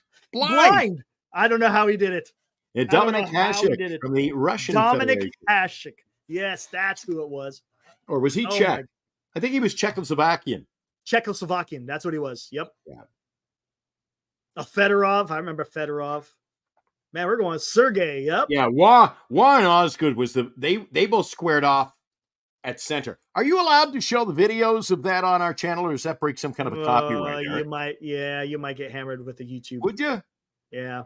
Oh, we don't need that. It's only week 2. Boy, look at this. A lot of people talking about hockey in here. A lot of hockey fans in here. I'm surprised. Wow. And they know they're bringing out some names here, Eric, that I remember well. LeMahieu and Yager. Yeah, the 90s Penguins. When they made a few trades, and they just launched themselves into success. Management. That's a difference. They had management who rolled the dice and went big. They had Lemieux, Yager. I mean, geez, one of the best goalies in the league at the time. They went out, they got him. They traded for him. His name was Tommy Barrasso. Yep. There you go. Man, Again, everything 360 degrees. We get back and we talk about the old San Francisco Giants and Farhan's lack of ambition, so to speak. That's a good. There's no fire, right? Is that something we could agree on? That it just seems like Farhan doesn't have a fire. Yeah. And like they say in the song, fire in the mountain, run, boys, run. But he runs the other way, Eric. Yes. The other way. The other damn way. Want to take a look at the action coming up tomorrow in Major League Baseball? How about, you know what? Before let's get into the standings. I think all the we didn't do that yet. We got some sidetracked. I'm looking at the clock, and usually we break for certain things. Yep. We had a special guest, and then we talked hockey. And again, thanks to Abraham who came on the show. Lefties is our new sponsor. You have a chance to go over there, get some great memorabilia, including the meet and greet on the 18th of August with Tyler Fitzgearld. You tell me tickets aren't selling for that, Eric. Oh, yeah. You know they are. 100%. All right. Hey, here we go. Wild card, Atlanta Braves, San Diego Padres still on top. Arizona Diamondbacks in the third. I'm looking at San Francisco. We're still See, this is the issue, guys. Yeah. This is going to be the problem. Here we go. Giants are still 4.5, but they've been 4.5 back since the last game against the Oakland A's. This is why it's going to be difficult for the team to leapfrog these other teams ahead of them to try to get into a wild card. Did anyone there make any ground? Not updated? Is that still from? Is that from? Those aren't updated? Hold on. If they're not updated, that's going to piss me off. Are they updated? Is it still the same? Oh yeah, it is. Oh come on, man. Never mind. Yeah. I don't know where it's at now. No, we're back at 500, Eric. Yeah, we're back at 500. So yeah, it's not. It's not not even updated. So it's kind of. Let me try doing this. Isn't it? Yep, they haven't updated. You know, probably because the Dodgers and the Phillies are still playing. That's probably why they haven't updated it. Yep, it's still. So we're gonna have to wait. Let me see where they're at here. Is everything gone final yet? Oh yeah, Dodgers won. Everything's final. Everything's final. So maybe we'll just give it a few more. We'll give it a few more minutes. How about that? We'll give it a few more minutes. Yeah, they're asleep down at ESPN. Yeah, figures. They probably weren't up though when we were with the Roosters this morning, and we prepared our show. We taped it early this morning. Giants Sports Talk Live Morning Edition, the debut this morning. You can catch it Monday to Friday at 8 a.m. And what we do is we'll recap today's game the day before, in this particular case. So coming up tomorrow, we'll relive today's game. We'll talk about what the Giants have in store, and we'll take a look at everybody's games in Major League Baseball for Tuesday. It'll air tomorrow morning at 8 a.m. A lot of people clicked on the link, checked out that show this morning, and got everybody all geared up, fired up for Giants baseball and Major League Baseball in general today. Yep. Bogser has agreed, said we need a baseball-minded GM, 100%. Yeah. That's all I ask. If you're going to be a baseball GM, you better be baseball-minded. I understand, money's involved and all this other stuff, but look, I want someone who's focused on baseball. Have an assistant worry about the damn money and figure it out from there. But let's get someone who's worried about who's D-Shot's right on the money. Padres and D-backs are on a roll. Now we're on a roll too, but as a result, we're not picking up that ground. That's the problem. And we said that if the teams ahead of the Giants are not losing at the same time the Giants are winning, it's gonna be a long climb to get to the as we continue to win, if these other teams continue to win on the same pace, and then we lose the odd game, and they lose a game here and there, we're going to continue to spin our wheels like the road runner, and time is going to run out, Eric. That's the issue. Time is not on the Giants side.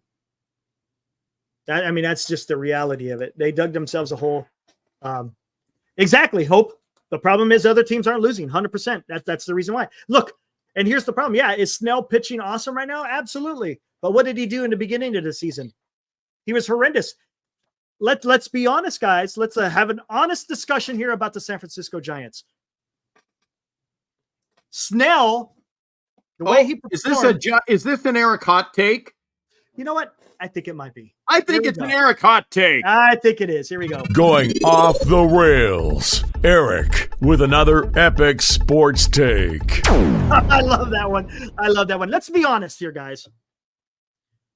one of the reasons why the Giants are in the predicament they are is because Snell sucked it up in the very beginning of the season. It's just the way it is. I mean, come on. If we're going to call spade a spade, he sucked it up in the beginning of the season. And because he sucked it up so bad, they had to have guys come in and take his spot in the rotation. They weren't getting it done. That spot in the rotation put up a lot of L's for the San Francisco Giants. Now, again, is he doing great now? Yes, he is. It's fantastic. I love seeing what he's doing right now. But he was one of the reasons why we're in the predicament that we're in. When I mean by we, I'm talking about the San Francisco Giants. So it's gonna be tough. It's gonna be tough, guys. I said this in the beginning. Even though the Giants are in these winning ways right now, you have other circumstances that have to fall into place if they want to make any headway into the wild card. Again, we've said this before. Other teams ahead of them have got to lose. Teams below them also got to lose. You don't want other teams to leapfrog you. And it's going to be difficult. It's not going to be easy. It's not going to be easy. And as I think, as who mentioned it, Alive Insurance, Padres and D-backs are on a roll. They're playing some really good baseball. D-backs are going to get back another starting pitcher next week. Eduardo Rodriguez is going to make his debut sometime next week. So that just fortifies the rotation even more. And the guy's going to be fresh. Guy hasn't pitched one damn inning yet because of a lat strain he had at the beginning of the season. He's finally healthy, ready to go. Eric, can I ask you a question? Where do we stand with Buster Posey? So he comes on to the management group. He's up there in the front office. What's he even bringing to the table? He is Mr. Silent. We don't see him. We don't hear a peep out of him. What is his involvement in this organization? That's a great question, Glenn. I don't know. You know, when he first signed, when we heard the news, matter of fact, Senior, he was on it even before it happened. He was giving us some tidbits, letting us know it looks like Posey's coming back to the Bay Area. You know, I had these high hopes too when he showed up and thinking that maybe there was going to be a difference. But it doesn't, I don't know what type of influence he's having because he's an owner now, right? So I don't know. And he's only got 3% ownership or something like that. It's not very much. So he's not going to be, he doesn't have the authority like Greg Johnson does, who has 30-something%. But of course, his word's going to carry some weight because the guy is a Hall of Fame baseball player. A lot of times the San Francisco Giants bring old veterans in and they give them an office in the corner and, make them feel like they're still part of the organization.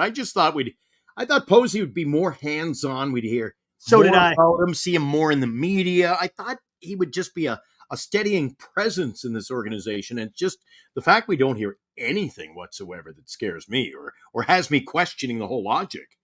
Yeah. Yeah. He does a lot of, he does charity work, which is commendable. I get it. But as far as the club is concerned, I don't know, man. Maybe he does stuff behind closed doors. I don't know. But as far as out in the public, you're not seeing a whole lot. You don't see the rah-rah of Buster Posey. So Thank you, Niner Empire 101. Niner says he's a glorified ambassador. That's how I feel. Yeah, maybe. And in 2010, the Padres had won 13 of 16 by August 26th. And by September 5th, they'd lost 10 straight. And they blew their 6.5-game lead to the Giants. Crazy things happen. And Abraham says you just keep winning and you never know. You know what? You got to worry about your own. What does they say? Let's just worry about our own business. Correct. That's all you can do. Look, San Francisco Giants have absolutely.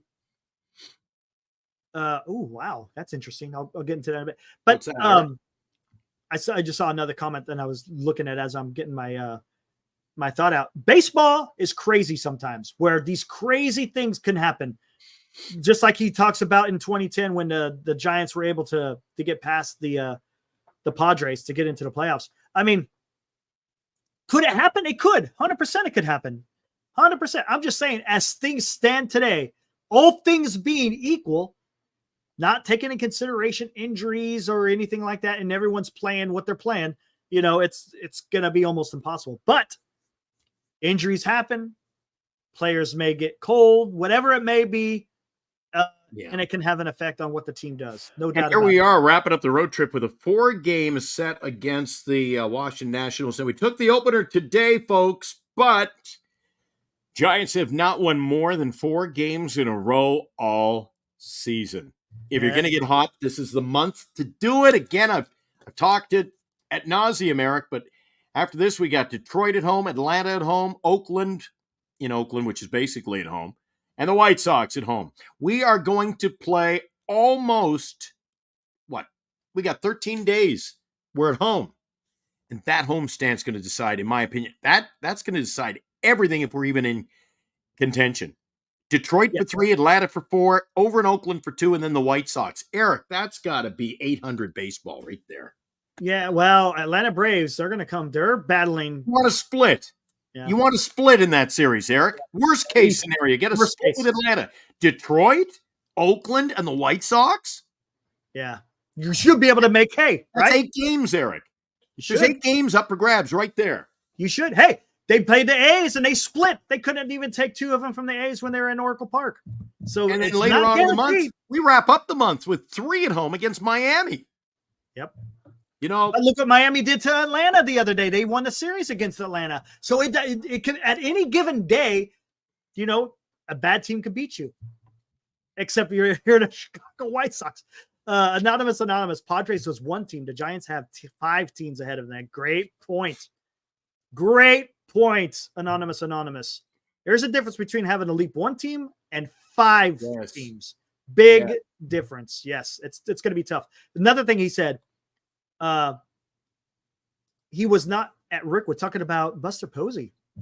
That's interesting. You would think he would be at Rickwood. That's a memorable game. And his family's down in Florida, aren't they? I believe so. Yeah, Florida, Georgia. Yeah. Interesting.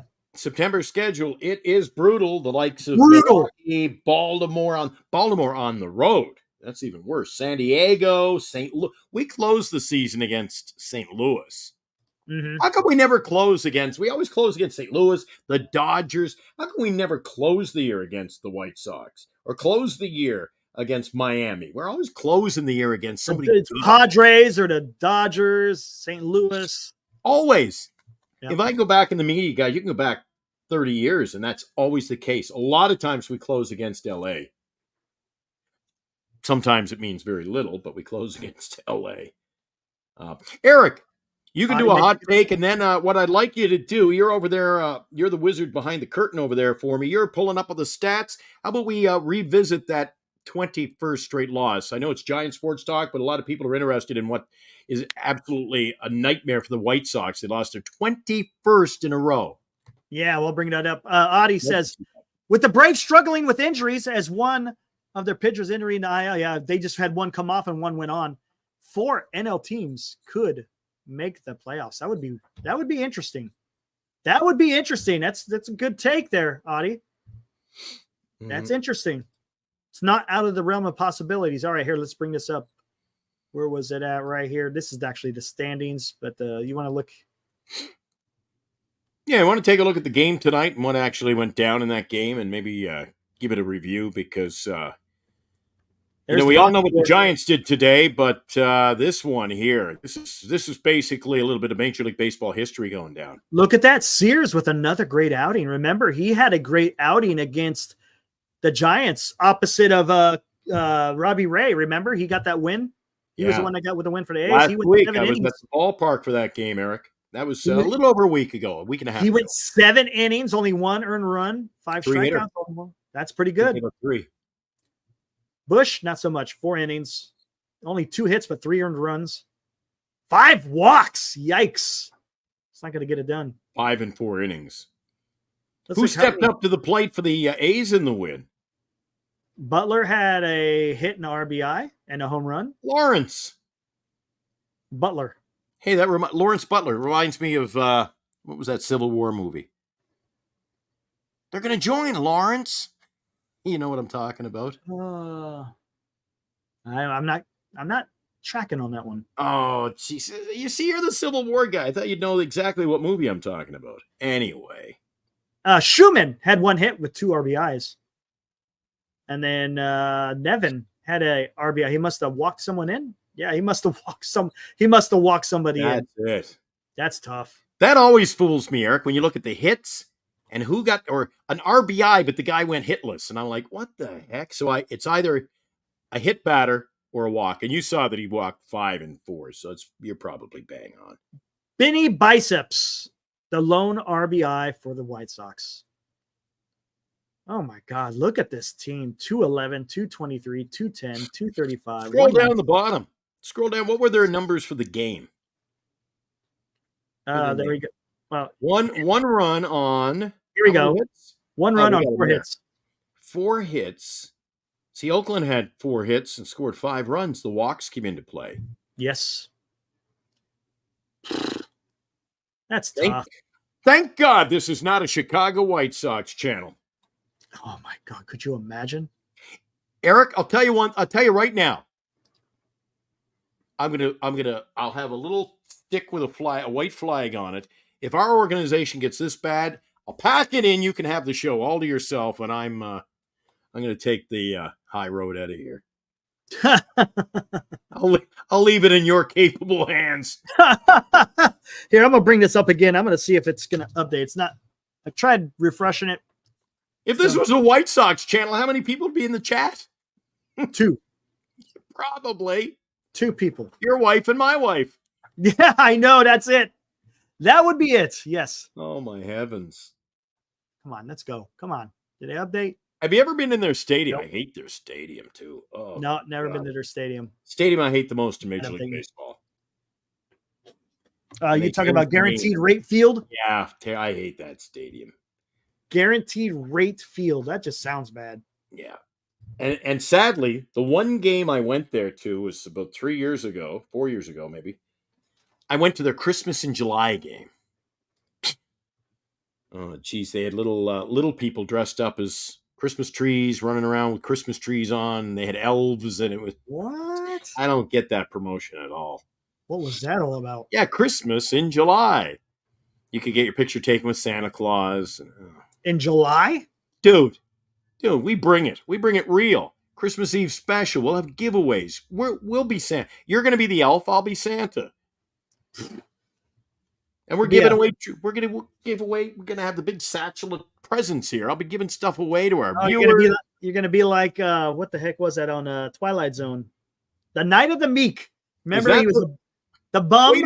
Wait a sec. Was that Art Carney's episode? Yes.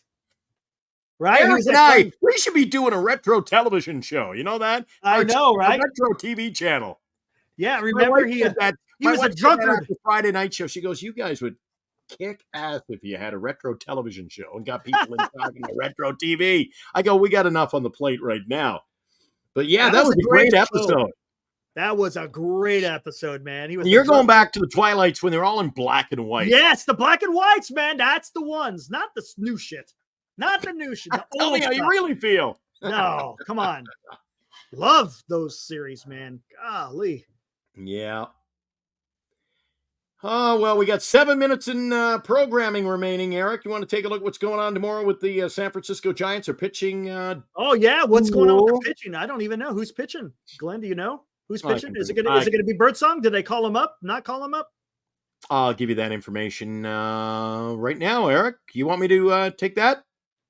Go for it. Yeah, go for it. I'll take a look at this. Right. San Francisco Giants are now, if you're just joining us, they won today, so that brings them to the 500 mark. Finally. I can't believe I'm saying that. Since the beginning of June.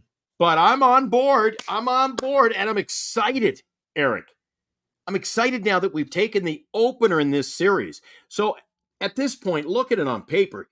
You got at least a split. At least a split. I'm looking at just taking 3 or 4. And yes, indeed, my friends. At 3-0 with a 2.97 ERA, the right-hander, Hayden Birdsong, will be in. He will. But did they make a move or did they? I don't know if they did. Because everybody's heard about the bird. Yeah. That's tomorrow. Mackenzie Gore is 6-9, 4.54 ERA. Is he a lefty or righty? He's a left-handed pitcher. He's a lefty. Now, that game will go down at Nationals Park, and another hot and humid evening. So that game will start at 6:45 with the temperature at game time expected to be 94 degrees. Here's a question. There's a big hurricane coming in to Florida. It's supposed to go up the eastern seaboard. Really? Is it going to affect some of these games? I wonder if it's going to affect some of these games up in Washington in a couple of days. Maybe in a couple of days, but tomorrow, like I've got the complete wrap here, and they're calling for a 94-degree Fahrenheit evening. Winds light at 9 miles per hour out to center field, and clear skies. Doesn't sound bad to me. Yeah, I think it's supposed to hit Florida tomorrow or today or something, and then it's supposed to make its way up north. The over-under is set at, let's see, the over-under at 9 runs. So they're expecting the ball to be carrying tomorrow on a hot night at Washington's National Park. Hayden Birdsong. See, I don't know about you, Eric, but here we are heading into Tuesday. It's only Monday night. We've already posted our victory. I'm already excited for opening pitch tomorrow because I'm excited when Hayden Birdsong pitches. Yeah, the youth brings me a renewed sense of excitement. Yeah, I like when he takes the mound. I like it. Yeah, I don't have any. The only guy I have concerns with right now is Ray and Harrison. Snell, I used to be. We'll see. Right, he's had a whole bunch of good games, so I think he's gotten over his issue. But Harrison and Robbie Ray are the ones that concern me the most when they take the mound. But when Birdsong and Webb and Snell take it, now you feel like it's going to be a win. Yeah, and you won't have to wait long. Blake Snell gets the ball for management on Wednesday.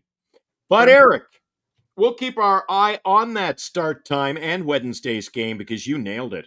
Wednesday, the weather forecasters are calling for, now we talked tomorrow, almost 100 degrees, right? 94, 95 degrees at game time tomorrow. Wednesday, cloudy skies, game time high of 76 degrees, Ooh, wow. A 70% chance of precipitation. Yeah, it might be raining. What about Friday? I think you, so the next game would be on Thursday, Eric. Thursday, we wrap up the series on Thursday. And on Thursday, heavy rains, high of 78, 85% chance of precip, 78 for a high. You're talking. I don't know how they're going to do this. They're going to have to, maybe they do a doubleheader. And Kyle Harrison on the hill Thursday. They might have to do a doubleheader if they want to get these games in, because there's a chance the game doesn't even go on Wednesday either. Right. I don't know, man. They're going to have to figure that one out. Well, to make up 2, they might have to make up 2. And, that would probably more than likely be a doubleheader. We've got, let's see, 1, 2, 3, 4. We got plenty off days, but they would have to coincide with off days for the Nationals. For the Nationals, yes. So that doesn't mean you've got a whole lot of time. And then they would have to play a doubleheader if they had a makeup day. One, we'd have to fly over to Washington. That maybe it won't matter. Maybe we won't have to play them.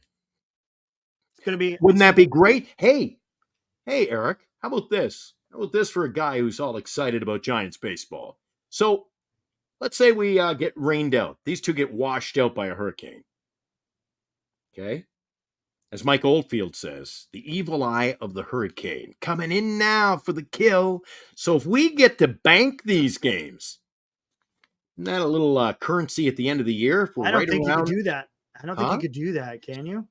No, if we don't play them, and they have to be played, don't they? The end of the season, and we're a game out, and we can tie or win they have to be played. They have to be played. So we'll have banked a little currency in the standings with a couple of games left. I don't know. Hey, Eric, let's not play a doubleheader. Let's keep them and see if we need them. It's nice to have them in the bank. Yep. We'll see. It's going to be interesting how they do this. Obviously, I don't know. They're obviously not going to play a doubleheader tomorrow. That would make sense. At least maybe try to get one of them in. I think that would be too early to call. It is. Say, nah. It's too early. So again, if you're just joining us, we talked all evening long about Giants baseball. We talked about today's victory, 4-1. Giants are 57-57. Hayden Birdsong tomorrow at 3-0, and not a bad ERA. Eric is a rookie, 2.97. He has really stepped up. He's pitching well. Yes, he is. And let's see if he can go out there and steal deal, man. I like what he's doing. Again, Giants need to take advantage of this. Yeah, 4.5 games out, but we're holding our own. I am a man of faith, and I'm excited about what lies ahead. Now, tomorrow morning, We'll be recapping today's game, talk in depth about what we got going on tomorrow. We'll have the weather update perhaps on the morning edition of Giant Sports Talk Live. You can join Eric and I. We'll be on the air tomorrow morning at 8 a.m. Heaven forbid. Whose idea was it to do a morning show? It was mine, actually, wasn't it? It makes sense. We want to thank everybody who was in the chat tonight, everybody who took part in the program. We want to thank Abraham, who gave us his donation of time, came on the show, and everybody, any given evening is welcome. All you got to do is ask for the link. We love getting you on the air. Eric, till tomorrow morning, when we do it all over again, we usher in Tuesday, and Giants baseball will get you ready for Washington. Have a great night. And we'll see you tomorrow. Woo!